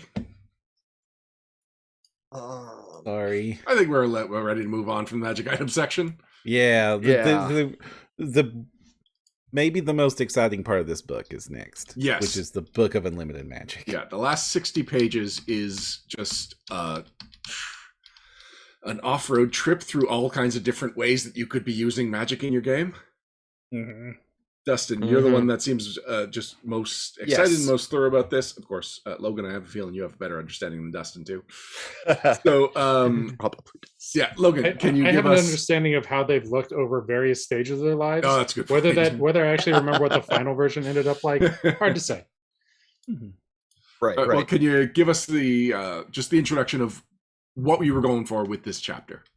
This is the one where we kind of said, like, what is a fictional magical concept that appears relatively often and has some like cool wild thing you can do with it that we think we can implement with some type of rules. Like, so the idea of this chapter is pretty broad, but it's like, what are things that turn up a lot in fiction about magic? Well, ley lines turn up a lot. Magical power within you that you can't fully control turns up a lot. So is taking a lot of those and then kind of saying like, all right, can we turn this into something? Let's go for it. And kind of squeezed in as many of those as we could into this book. Yeah. I mean, when it's very easy to look at a list of classes and say that this book gave us 2 classes back over from 1E, but the truth is it gave us just an absolute ton, probably, I don't know, let's just say 24 classes, prestige classes, archetypes, and character concepts that we might have wanted to play over from 1E, and most of them are right here in the Book of Unlimited Magic. Yeah, that's exactly what I'm going to say. Basically it takes the number of spellcasting classes in this game and quadruples them. Right. And it shows us the first class archetypes. Yeah. And this first is one- also one of the things that you can do if you say, like, what if we don't put 4 pages of wizard feats in the book and 4 pages of cleric feats and 4 pages of druid feats? What are the other kind of things that we can do with book structure if we're a little more flexible with it? You got me wanting to retroactively throw out all the wizard feats that have ever been now, Logan. Because I want to see what happens not when I get necessary. 100 pages of this stuff. They need some feats. Which this way They formatting don't. formatting is great, because like whenever you'd see an archetype in first edition, like the Paper Master for wizards, you'd be like, oh, that's so cool. I wish I could do that with a druid or a magus, but this is only a wizard archetype, so I guess I'll do it with a wizard. But And with our- this, our- it's no, pick a class. Our general end up with- philosophy, like I said before, is to kind of like give as many people as could possibly make sense access to it. The same thing with like choosing the spell lists for spells. It's like, well, is there a really good reason it can't be on the primal list? And if not, then it's probably on the primal list. Mostly just like, yeah, let people, brew their own concoctions. Right. I have to Right, say, right, this right. book is very good about using its space efficiently to apply to as many characters and character concepts as you can imagine. Yeah, definitely. It's deceptive. It's a deceptively large amount of content. All right, how Yeah, about so that the first- cathartic magic? This one confuses me a lot. Oh, well, if you don't mind Confusion is me- not one of the types of cathartic magic, one of the emotion states. Can you pick another one? There's Fallout confusion effects though. Okay. So yeah, I'm sorry. Did Logan want to tackle this, or should I try to explain I it? was just gonna say there are a fair number of moving parts. There's Mhm. a lot of kind of dependencies of This- one thing to happen before the next can happen. This one comes with a geom and player warning in the first page. Well, not warning, but like you're going to, it's like it says, one of the reasons this is uncommon is this going to take some work, GM. Yeah, and they're some of them are definitely better in other campaigns than others. It's because there is that catharsis trigger. For those listening, a catharsis, you pick a emotional state that your character channels to enhance their magic, and some trigger will happen that will activate your catharsis and then further enhance your magic. So if you're in a campaign where there's like a lot of spooky stuff, a lot of enemies that can make you afraid, the fear one is probably a better option for you, compared to if you're in a campaign that doesn't have a lot of that, because then it might never come up. Yeah. If that makes any sense. I get you. I mean, theoretically, you could demoralize yourself to trigger your own fear, but We've all been it does there. say an enemy. I am my own worst enemy. I remembered something I had to do that I didn't do yet. I mean, if the barbarian in the party tries to demoralize you, are they not now your enemy? Right. Actually, you know what? Like, I think we've seen scenes like that play out with the Hulk, where Bruce Banner just can't get mad, and so somebody's just like smacking him around and being like, "Oh yeah, you can't get mad today, Banner," and then he has his cathartic moment. Right. But in this case, it will add your fear condition to your spell DCs, which that's big. That's really good. Easier to understand is the elementalist or elementalism. Yes. Which it's kind of almost like 3 different new subsystems in one, right? Like 3 different Well, sources of stuff. And that's kind of a result of kind of doing the concept first approach. It's like, well, it's elemental stuff. What do we need to make that work? Well, the druids definitely are going to like elemental stuff. So we're going to want a way to, and we already had the orders in first edition that we'd already established and hadn't fleshed all those out. And so it's like, okay, well then that makes sense for druid stuff. And then kind of like the more, full on elemental caster concept is also pretty common without a whole bunch of other stuff, right? You're not also casting charm spells. So we did the elemental spell list. And then the monk kind of got the ride along, really. It's kind of like this is kind of a structure that you could play into. So we'll do some magical monk stances for them. Which those almost didn't make the book, but we ended up being a little bit under in this section at the very end. It was like, we can put them back in. Yeah. Yeah, the monk and the druid feel more like traditional what we expect from these books, with looking at different classes, and here's a bunch of new class feats, a bunch of new options. But the elementalist archetype, where you just yeet your entire spell list out the window and you get a whole new spell list of all elemental spells, of all 4 elements, mind you. That's the first thing you got to remember when you read this. This is not, I want to be a fire mage. This is, no, I want to be an air, earth, fire, and water mage. You could focus on one more than the other, and you probably will with these feats, but you are controlling all 4 elements, which really cool. A lot of options. We've got some handling noise on the mic.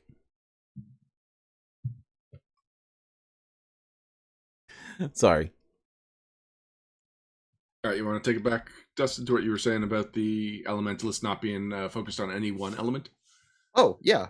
I mean, you get there are feats the elementalist can get with the elementalist dedication that improve spells of one, like metamagic feats, that improve spells of one element as you cast them. But you are getting spells from all 4 elements. You are getting this amazingly cool list that takes spells from different traditions that are all elemental themed. So you will have mud pit, you will have earth, fire, air, and water, all 4. You are not just picking one and not able to cast another like we've seen before, or only being able to do one. No, this is, you are a master of all 4 elements. And it's really cool, though I do want to caution anybody considering taking this. Like, it's really cool. It's going to have some great things. But this is going to lead you down into some of the 3.5 territory, where this is a really cool option in the book where you trade out your spell list for a new spell list. Any future support for this spell list depends on what Paizo chooses to do later. And like in 3.5, we saw this really cool thing in this really cool book, and it's the only time I'll ever get anything for it. Well, make sure to note that sentence that says you could discuss with your GM spells from other sources you want to add to the list. Right. Yeah, especially, this is a pretty easy theme to figure out whether something is appropriate for the spell list or not. It has the keyword. Right. And that's one of the reasons we did it. We did this spell list for elementalism and didn't do it for, something less clear cut. And it's not. Sorry, I just wanted to put that out there as a caution, like just for, but even as is, I would still totally roll one of these characters. Right. It also works best to have an elementalist in a campaign where you either, have another caster there who has more of the kind of broad selection of utility spells, or, a campaign where you've kind of already figured out ahead of time. It's like, we're not really going to mess that much with making sure everybody has dispel magic and whatnot. I don't remember if that's on the elemental list, but I don't recall it being on there. So yeah, you definitely don't want to be like, oh, well, our only caster is an elementalist and we're playing in a campaign where we really need, a full suite of spells. Right. Because it's pretty dedicated. Yeah, and not completely, just to tell people, it's not completely only spells with elemental traits. There is, teleport, true scene. I mean, there are spells that kind of look at what an element is a little more broadly than it does damage of a type. Yeah, dispel magic is on there, so I should have picked a different spell. But I would think of it like if you say, well, we don't need a rogue in our party because we have a barbarian. It's like, well, that's not quite accurate. That would be kind of like a situation you could get into with an elementalist. Yeah. There's also some cool support material for having like an elemental themed familiar to go along with your elementalist and so on. All right, flexible preparation. Ooh. Oh yes. This is my experience with reading these. This was, oh, neat. Aw. Oh. Because the concept of having the Arcanist as an archetype for any prepared spellcaster to take is a great idea, and to be able to just play with that. When I originally did the math on this, I did not take into account a very important thing, which is they get to play with heightening more than any other. This is a flexible spellcaster will play with heightening more than any other character because they have the most freedom to heighten. Whereas a wizard, they have to prep in that slot in advance, and a sorcerer, they have to play with the signature spells in order to get their freedom to heighten. Whereas any spell that a flexible prepared caster has, they can freely heighten. Well, not freely, they have to spend the slot, but they don't have to do any special dance for it. But so what you do is you have one fewer spell per level, but you pay that when you would have gotten the third slot. So it's not like they could have been real bad where you start with one spell slot instead of two and then got your second, and that would have hurt. It would make it very hard to play a caster. So you get 2 spell slots, but you don't get your third, and then you get your next level and you get 2 spell slots, but then the next level you don't get your third. And just to be clear, you're still talking theoretically. No, this is true. No, okay, sorry. These are the real numbers. Okay. And originally, when I looked at that math, I was like, "Well, that's a bad deal. It would make sense if you went from the old numbers of 4 to 3, because that's enough to play with it. But if you go from 3 to 2, you're really just taking a 50-50 chance if you wanted to prep those like the spells, whether or not you have. But the cool thing is those slots you don't pick slots for those spell levels. You just pick a number of spells equal to the total number of spells you want, which means those slots are super flexible. So you don't have to decide, I only have 2 slots for my 4th level spells, so I have to pick 2 4th level spells and only use them with my 4th level spell slot. So that's not how it does. It's so much better than and more well thought out than that. So you just pick a whole group of spells, but you have to pick at least one 1st level spell so that you can use all your spell slot, your spell collection, and then just freely cast from those spells as much as you want, as long as you've got the spell slots to pay for it. And then you can freely heighten the heightenable spells to fill up those slots. This is maybe the best option for the Batman wizard if you want to make a Batman wizard. Yeah. This is also the first Book of Unlimited Magic option I saw where I'd almost consider suggesting it for newer players who want to play this class. Because in a way it's way easier to play a lot of certain types of prepared casters with this than it is having to select very specific slots, unless they're like being just a blaster, then yeah, sure, okay. But if they want to play a more utility based caster, oh yeah, go with flexible preparation, and don't worry about preparing your spells every day so much. Just don't worry about what slots you're using to cast your spells so much. Just right. Tick off how many slots you have every day. And because most spellcasters get a bonus slot, you don't really have 2 spells per level. You get 2 spells per level plus your bonus slot spell, depending on which version of spellcaster is giving you which bonus slot. So like going back to wizard, you're going to get your specialty spell, or you're going to get your bonded item. But this flexibleness does not apply to whatever your bonus slots are. And your bonus slot spells don't count against your collection. So if you were a diviner and you were throwing in divination spells into those bonus slots, those spells are slotted like normal. You still get your full complement of your collection. Your healing font doesn't mean that you have to put heal in your collection. You still have your healing font. But in reverse, just because you have a healing font doesn't mean you get a heal in your collection. If you want to play with it there, you've got to put it there. And so that you do not, so the penalty isn't quite as bad as it seems. Like you're not pay. It's actually a fairly light payoff to get so much power.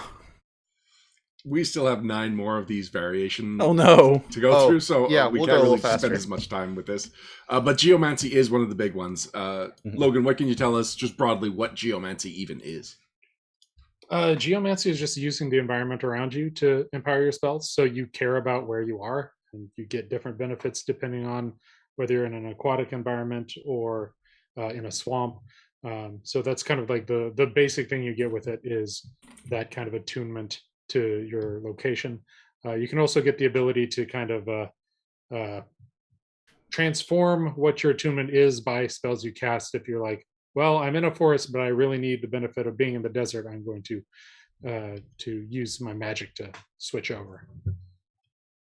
Yes, this is a good solution for an Aquaman build where it's like you're very useful in a certain situation. If you just like the visual or whatever that drew you to that, you can have that as your home environment, but then as you branch out, you can adapt to wherever you are and not just be stuck being the guy who talks to fish where there are no fish. Yep. All right. What other Justice League characters can we compare to? What Justice League characters like Ley Lines? Zatanna? Wow. Yeah. I didn't think you'd have an answer for That's that. fair. Dr. Fate seems Ley Line. Oh, nice. Yeah. But not a real doctor. Not his real name. Yeah. That's Doctor Strange's deal. Yeah, so Ley Lines is another one where you need to talk with your GM in advance, because if they don't want to map Ley Lines, or not necessarily map, if they don't want to think of what Ley Lines are where in their campaign, this isn't going to help you. But if they do, it's really flavorful and cool and could add a whole lot to a campaign, having these different flavors of Ley Lines circling all around your world. This is more of a GM tool too, because the GM is going to decide what Ley Lines are at what locations. But thankfully, there's no player investments. You're not spending feats to get these things. It's just you're using the skills that would make the most sense to use in this situation for the appropriate Ley Lines, and getting cool effects to make really cool encounters happen. This is an encounter toy box for GMs. Yeah. So I actually am not totally sure about what Ley Lines are. Is there like pop culture where you can point to and really say like this is the gist of how this would affect the game? Most of the Fate series has Ley Lines as the concept. Like these magical lines that pass through the world, and where they intersect is places of magical power. Larry Niven's When the Magic Ends, the Warlock series. Yeah, no. Not. Ghostbusters. They're in Ghostbusters. Ghostbusters has Ley Lines. Of course it does. Basically, what you need to know is if two Ley Lines cross at one point, some stuff's going down. Yeah. All right. It's how magical energy flows across the world and through the world.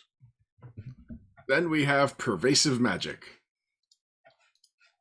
Yes, this is another GM tool to, if your setting is magic everywhere, if you want to play in a, but the first thing that came to my mind was Eberron, but not a good example. No, you know what? You're speaking the language of the people that are watching the show. It is a good example. Yeah. Okay. But it actually does remind me of what you were talking about earlier, Param, where some of the description of magic is talking about just like the day job you might have if you study this school. This feels like the world that those examples were talking about, where just everyone, their skills, their training has a bit of a touch of magic to it.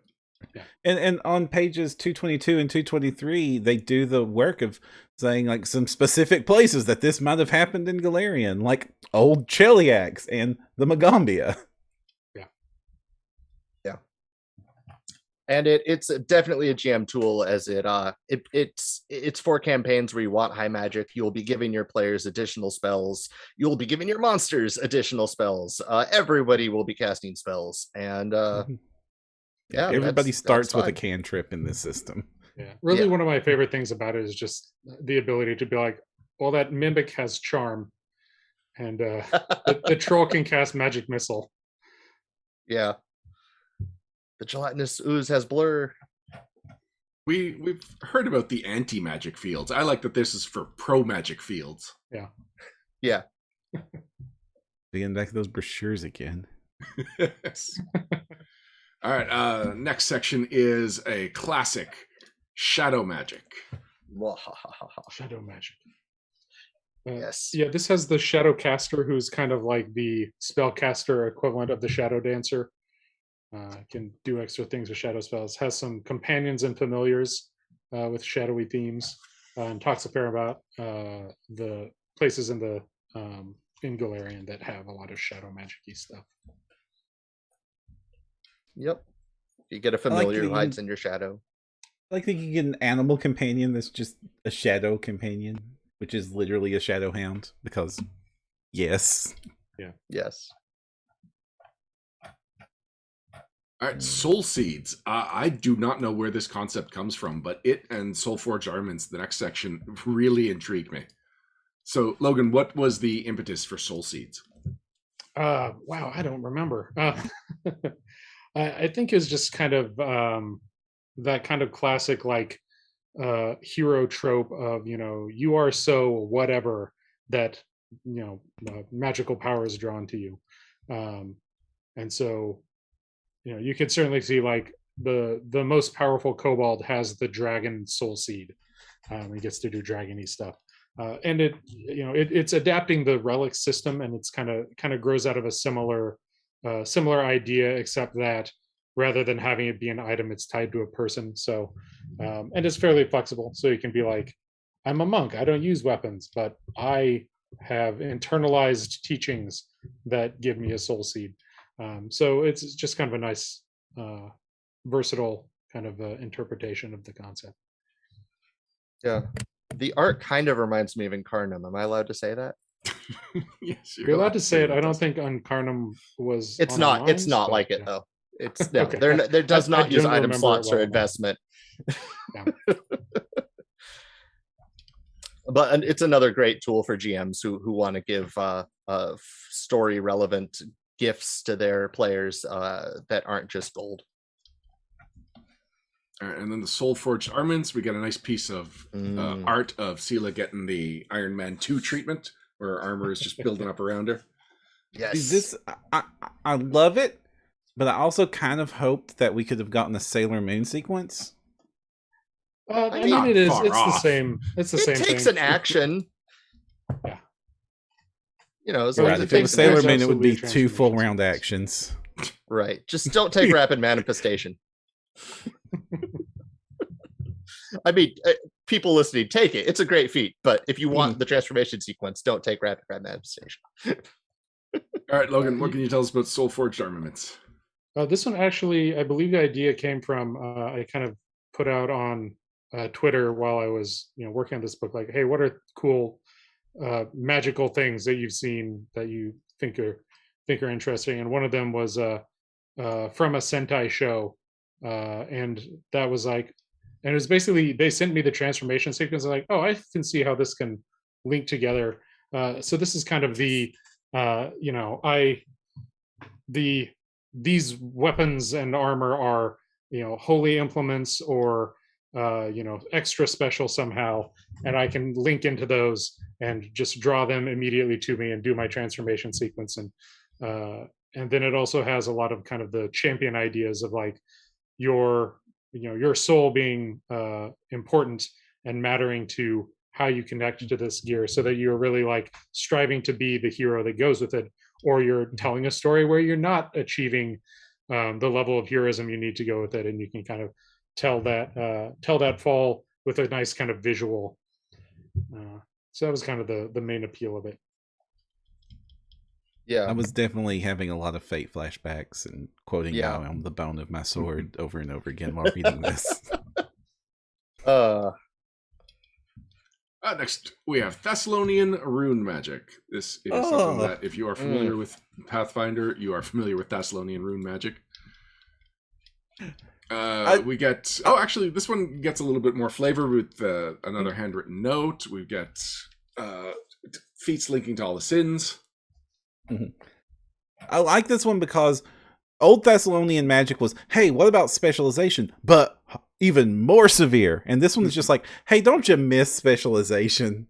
If you want old PF1 specialization, come on up. We've got it for you again. I am surprised that the archetype is Rune Lord and not like some lesser Rune.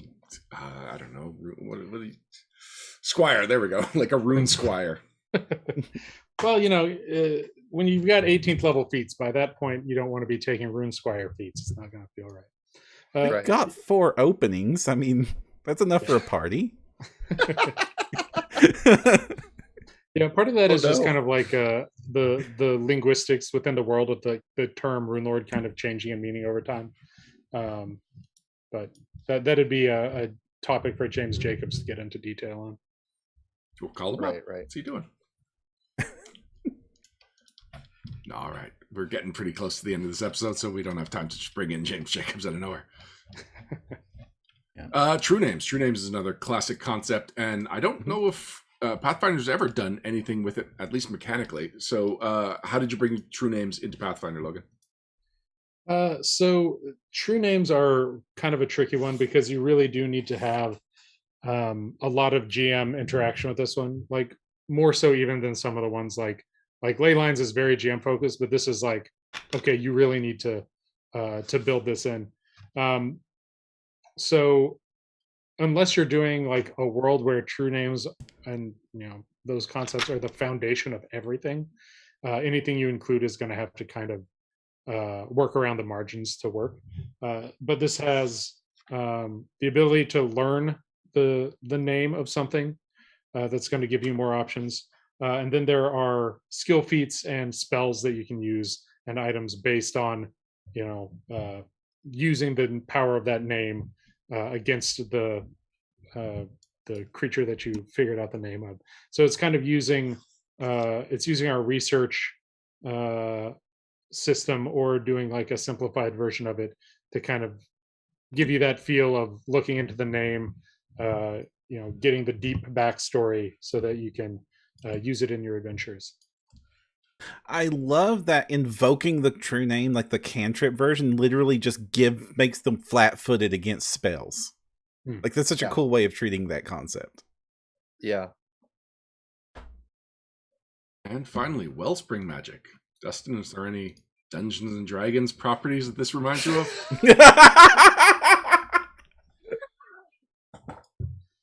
Not immediately, no, but thank you. Oh, really? No, this is Spellfire. This is totally Spellfire. Oh, okay, there you go. The card game? Sure. Yes, absolutely. In that there's no way on earth your GM's going to let you do it. That's all I know about Spellfire is, that feat no GM will ever let me have. Some of the books, it's not even a feat. It's just, here's the rules with no rules for how to access it. But anyway, so we've got Wellspring Magic, which is when you are so overwhelmed that has rules with for how to access it. Yes, this time we yes. And GMs will probably allow it. More likely. Yeah, so you have so much magic that it spills out of you and has spills really cool out, effects.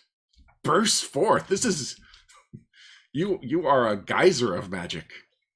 It springs. Well, Logan, is there anything you can tell us about Wellspring Magic?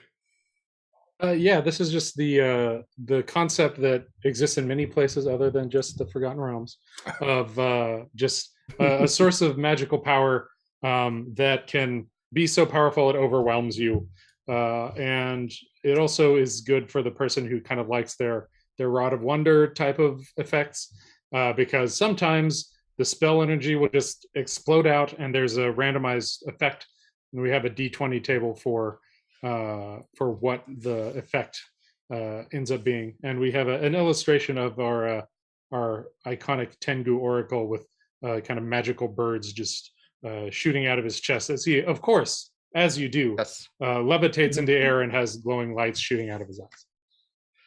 I like the difference between the two arts, because there's I want to say halfling on the previous page who really looks like they're about to explode if they don't do anything.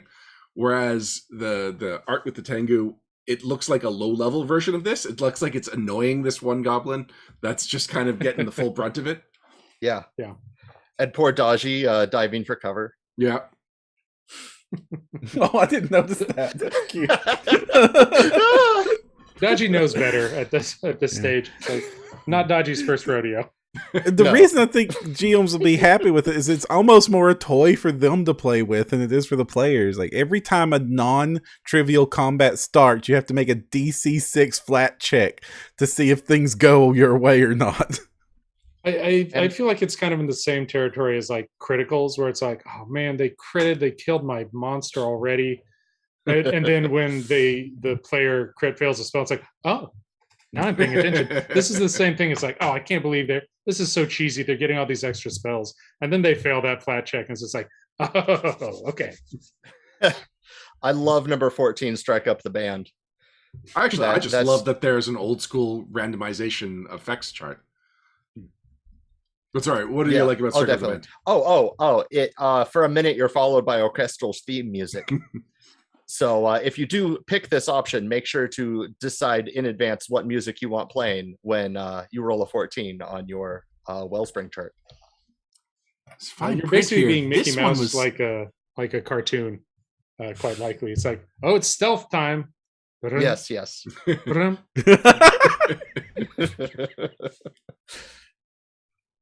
So yeah, I Especially- think, well, go, Dustin.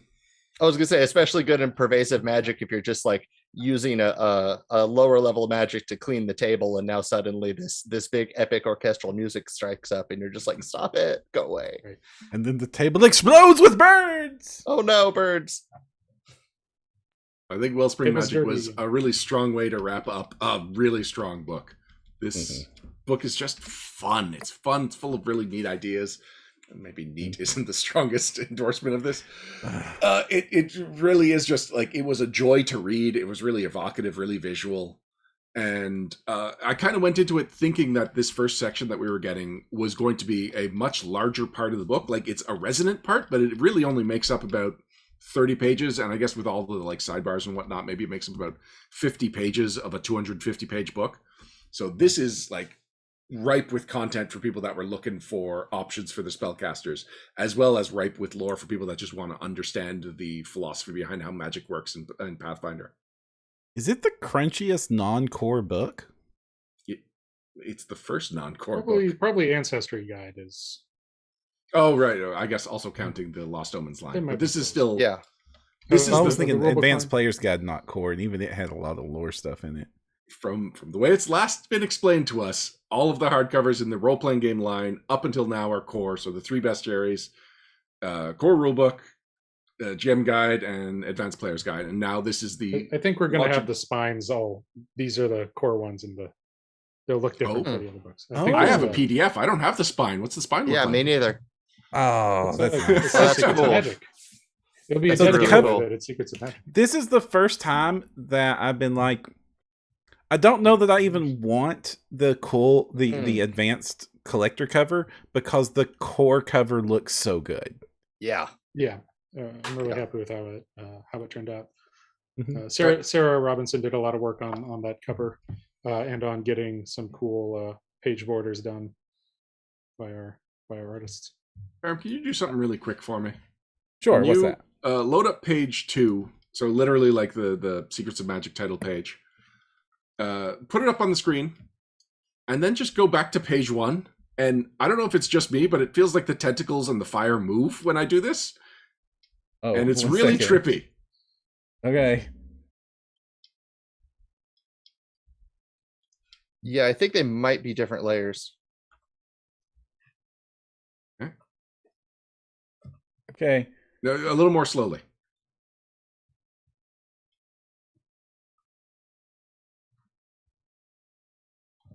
All right. Well, I didn't see it on yours, but on mine, it definitely happens. Unless I got a Arabs- magical PDF. All right, Barry, you can stop before. we give Have you people a been headache. engaging in failed occult activities as warned Oh. on page 32? Okay, no, I know what it is. There's the background image, Yeah. and then there's the layer with the title Pathfinder, and then there's a little bit of the tentacle over that. So it's technically there's 2 tentacles there on your PDF. There's the ones in the background, and then there's the ones in the foreground over the title card layer. And they're just loading so- a split second apart. Right. Okay. Right. Well, the first time it happened, it really freaked me out. This is what happens when you put Shub-Nibblegroth on your cover. Logan, was there any final thoughts you wanted to say? Anything you're especially proud of with Secrets of Magic? Well, like you said, just having a lot of stuff in there. I think the thing I'm happiest with is how much room there is to kind of explore and play within it. Because we didn't want to do a whole lot of like, well, here's a preset thing and you just build this. We wanted to do a lot of stuff that's like, here's some weird spells. You know, maybe you'll have a way to use this. Maybe it'll just be an interesting read, but you know, show us your creativity. Have fun messing with all the bits and, you know, combining them, putting them together. And you know, have fun reading the book and finding the little treats within. All right, we're going to wrap things up soon. Logan, can you just remind people where they can find you online and shout out to anything that you think deserves a little more attention? Sure. You can find me on Twitter. I'm at Logan Bonner. Just my name, no underscores or hyphens or anything like that. if you're interested in Secrets of Magic, Jason Bowman's doing a streaming game that's using a lot of stuff from it that is also called Secrets of Magic. You can find the older episodes on YouTube, and they stream them on Twitch every week. I think he might be doing one right now. He is. Yeah, I think that's the I think that's the long and short of it. This book. They're also releasing his podcast. Oh, excellent! Good. Many options for your Secrets of Magic goodness. And I know they've got a Magus in the group. I don't know the full details on all the characters, but they're definitely using a lot of stuff from this book. So if you want to see it in action, you can look for it there. Excellent. Well, thank you so much for joining us, Logan, and thank you for Secrets of Magic. It was such a fun book. We'll be right back to wrap things up right after this.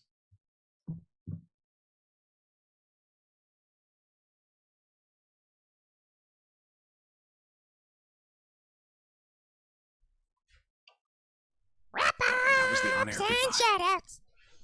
Wrap-ups and shoutouts. Wrap-ups. Wrap-ups and shoutouts.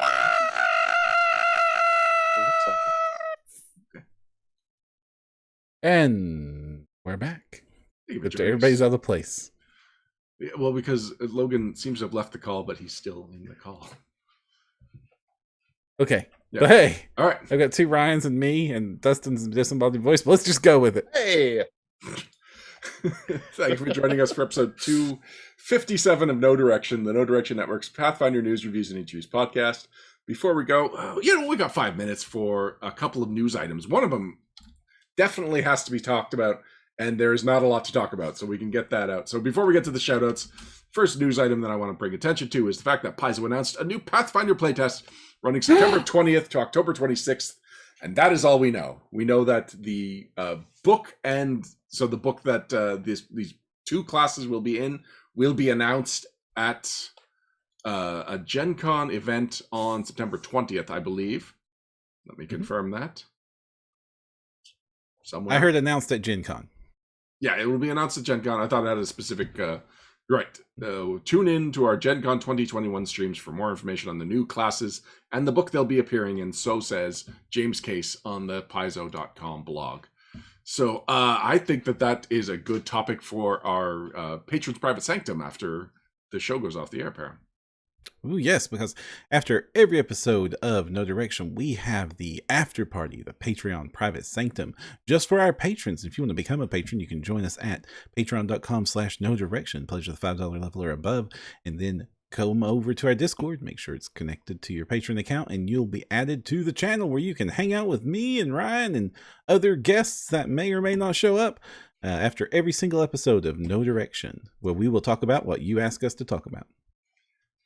One more piece of news that's worth talking about is the organized play shifts in positions. Param, can you cover what this means? Okay, so the biggest one is that Tanya is moving on up to be a community. It's Tanya Worldwidge going to be the community manager for Paizo, community director for Paizo. Director of community is what my notes say. Okay, director of community for Paizo, and that means that she will still be overseeing organized play, but also like various efforts of communities, like working with streamers and other things that are involved with that, and of course like conventions and bigger, not bigger, but higher level multiple things.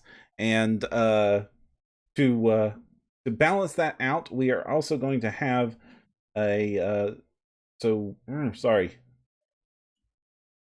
Let me pull it up here. Darn it.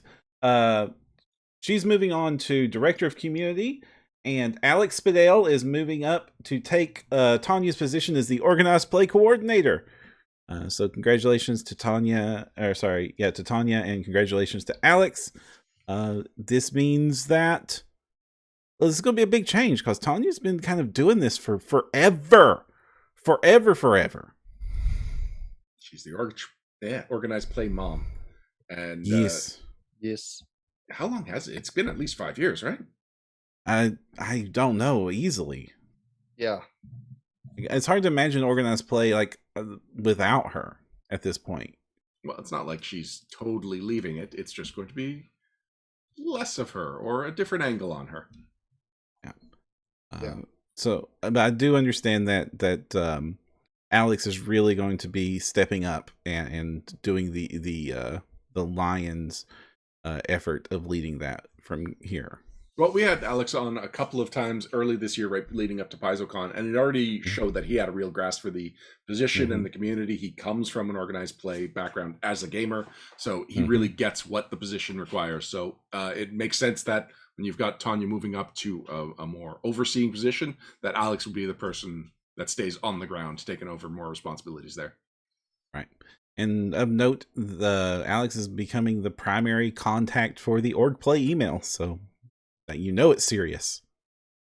All right, now we can wrap things up with some shoutouts. I like to start off the shoutouts section with some shoutouts to network content from the last couple of weeks. Starting with Rob Pontius's latest article was on Kindled Magic. Kindled Magic is part 1 of the Strength of Thousands adventure path.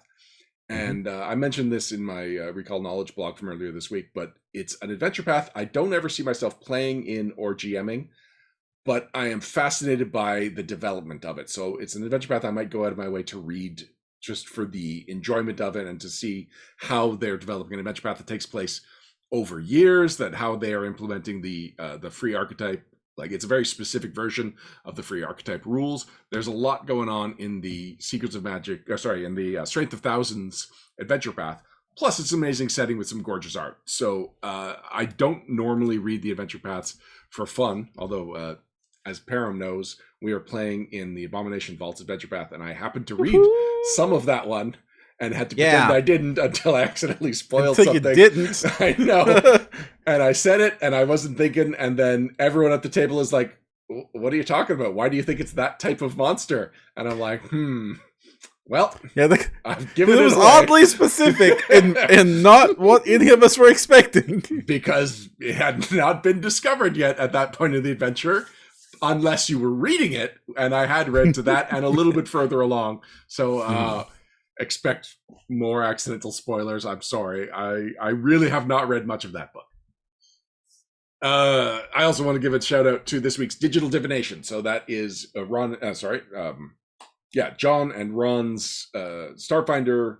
Let me try that again. John and Ron's Starfinder topical podcast, where every week they'll cover a different topic, and they talk about Planetfall, which is the first adventure in the Kingmaker in Space. Is what we've been calling it, Horizons of the Vast adventure path. So because Ron Lundeen, who he just got a promotion. So what is his title right now? It is Development Manager. So he's the development manager for Pathfinder, but he's also a big fan of Starfinder. And so he also was the author of Planetfall, the first part of the Horizons of the Vast Starfinder adventure path. And so this episode is just a really good overview of what the goals of that adventure path are, some of the things to expect in Planetfall, and then some of the challenges and exciting things about writing that adventure. So it's just a really interesting read listen. And if you are interested in running that adventure path, they don't go into spoilers. It really is just a mood setter. Like, if you the moment Starfinder was announced at the Gen Con panels announcing it, literally the next question was Spacemaker when? And now it's Spacemaker. Spacemaker's happening. That's not going to help me remember that the actual name of it is Horizons of the Vast. Spacemaker. Fine, Spacemaker.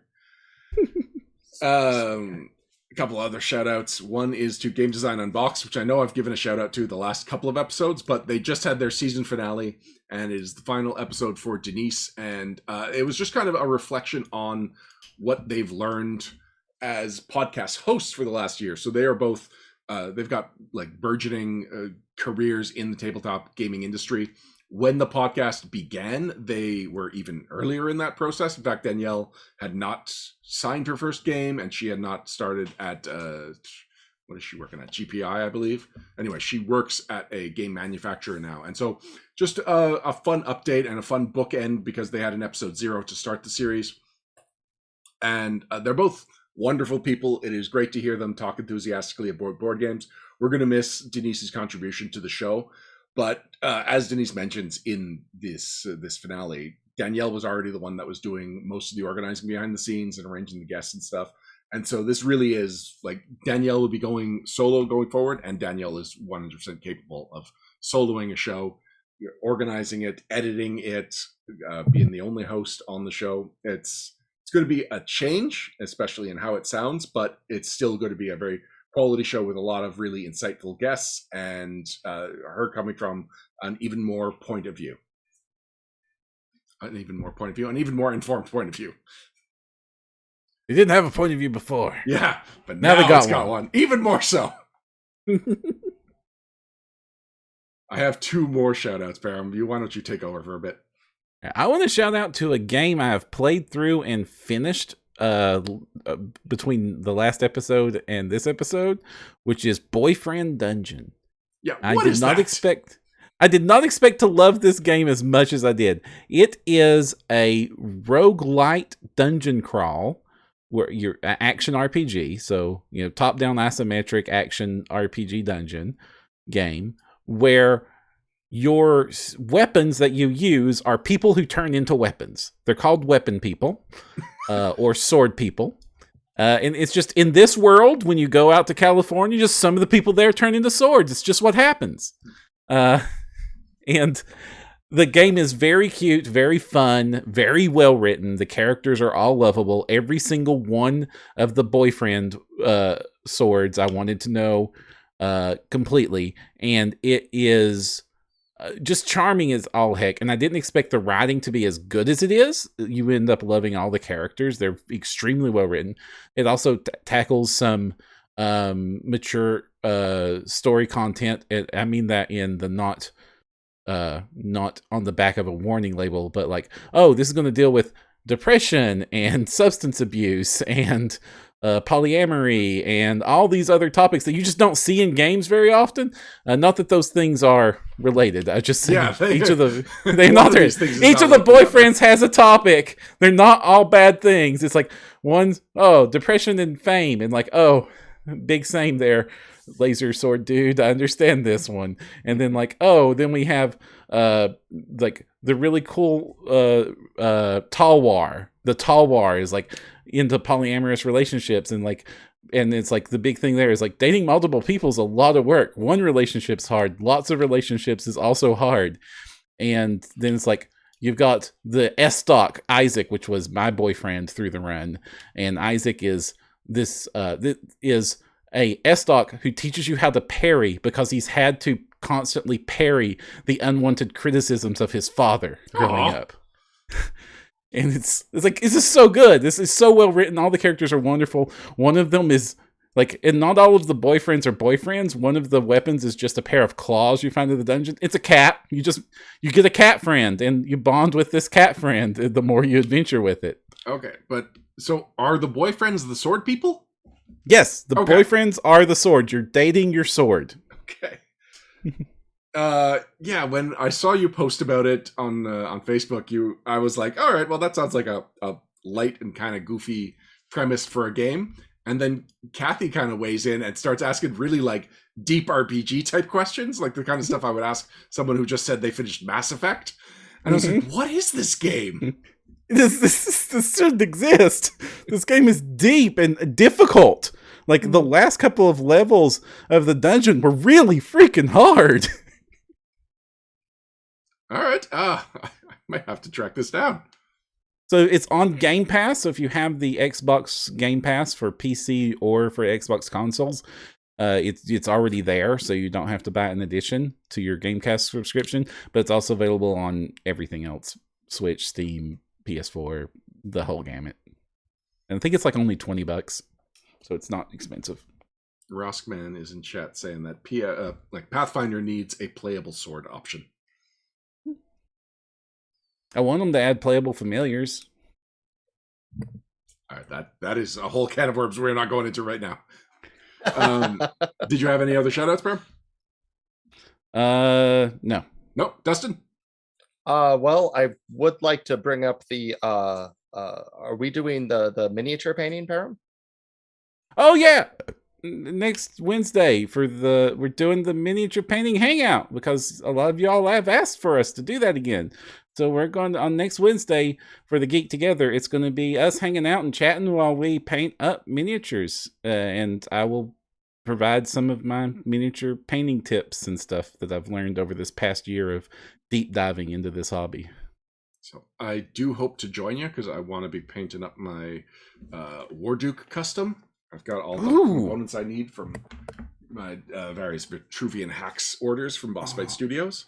Mm-hmm. So that's the goal, but I know that I'll be busy with something that I'm going to be actually, I guess the next two things I'm shouting out to, I will be busy with. Plus, we've got a new game, so if I can manage to get another night free, then I would love to join you on that one. Awesome. I have even set up like a painting streaming area, like a pro, like copied off of Miniac's setup, kind of thing goes. So you'll be able to actually see what I'm painting this time. Yeah, that was one reason I bought my my document camera, was so I could try to paint minis. I've been looking for something to get me to finally like sit down and get into the painting mini hobby, and Perrin buying me these paints really helps push me into wanting to spend the Wednesday evening really getting into the hobby. Yeah, I think the last time we did it, I just had the camera pointed at what I was doing, so you couldn't see my face. I was just the disembodied voice. Mm-hmm. All right, so those two last things I wanted to shout out to that are taking a lot of my time. So we've got Guest Blogger Takeover happening again. So August 30th, which is Monday, to September 10th, which is the Friday after next Friday, we are going to have guest bloggers taking over the website. They're going to be sharing their thoughts on Raising Rune Lords just said that I need to paint the Froghemoth, but unfortunately, I think he asked me to paint your Froghemoth. Oh, yeah, that's what he's saying. Well, I guess that's an option.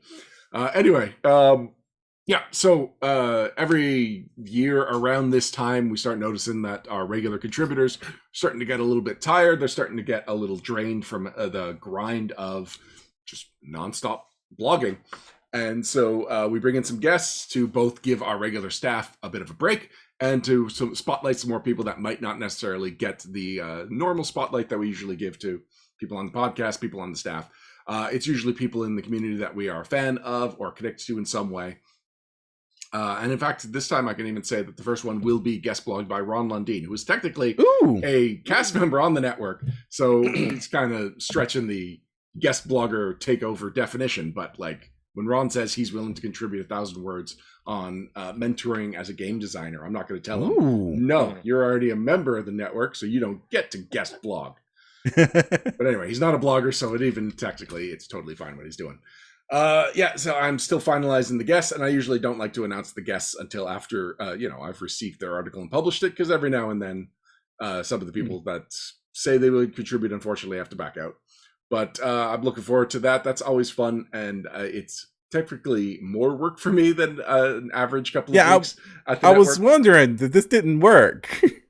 It doesn't give me a break; it gives everybody else a break, but it actually gives me a shot in the arm. It tends to be very invigorating to interact with people that I don't often get to. A lot of the time, this is an excuse for me to just get back in touch with people that I know in the community that I just haven't talked to in a while. Right. So, so that is kicking off on Monday. I think I'll still be doing my recall knowledges because those are just like good promotion for what to expect from the network that week. And so like, I'll still be doing that, and I'm hoping at least a blog a day. I overbooked so that we actually have some days that might end up with 2. Expect the extra blogs to come at the end of the second week of the guest blogger takeover. Just a logistic safety net that I like to have. And then the other thing that's taking up my time this weekend, just a couple of days from now, we've got Renegade Con Virtual Special Edition. So for a while now, the Hasbro licenses that Renegade has for RPGs has been whispered about online, but there's been very little concrete information.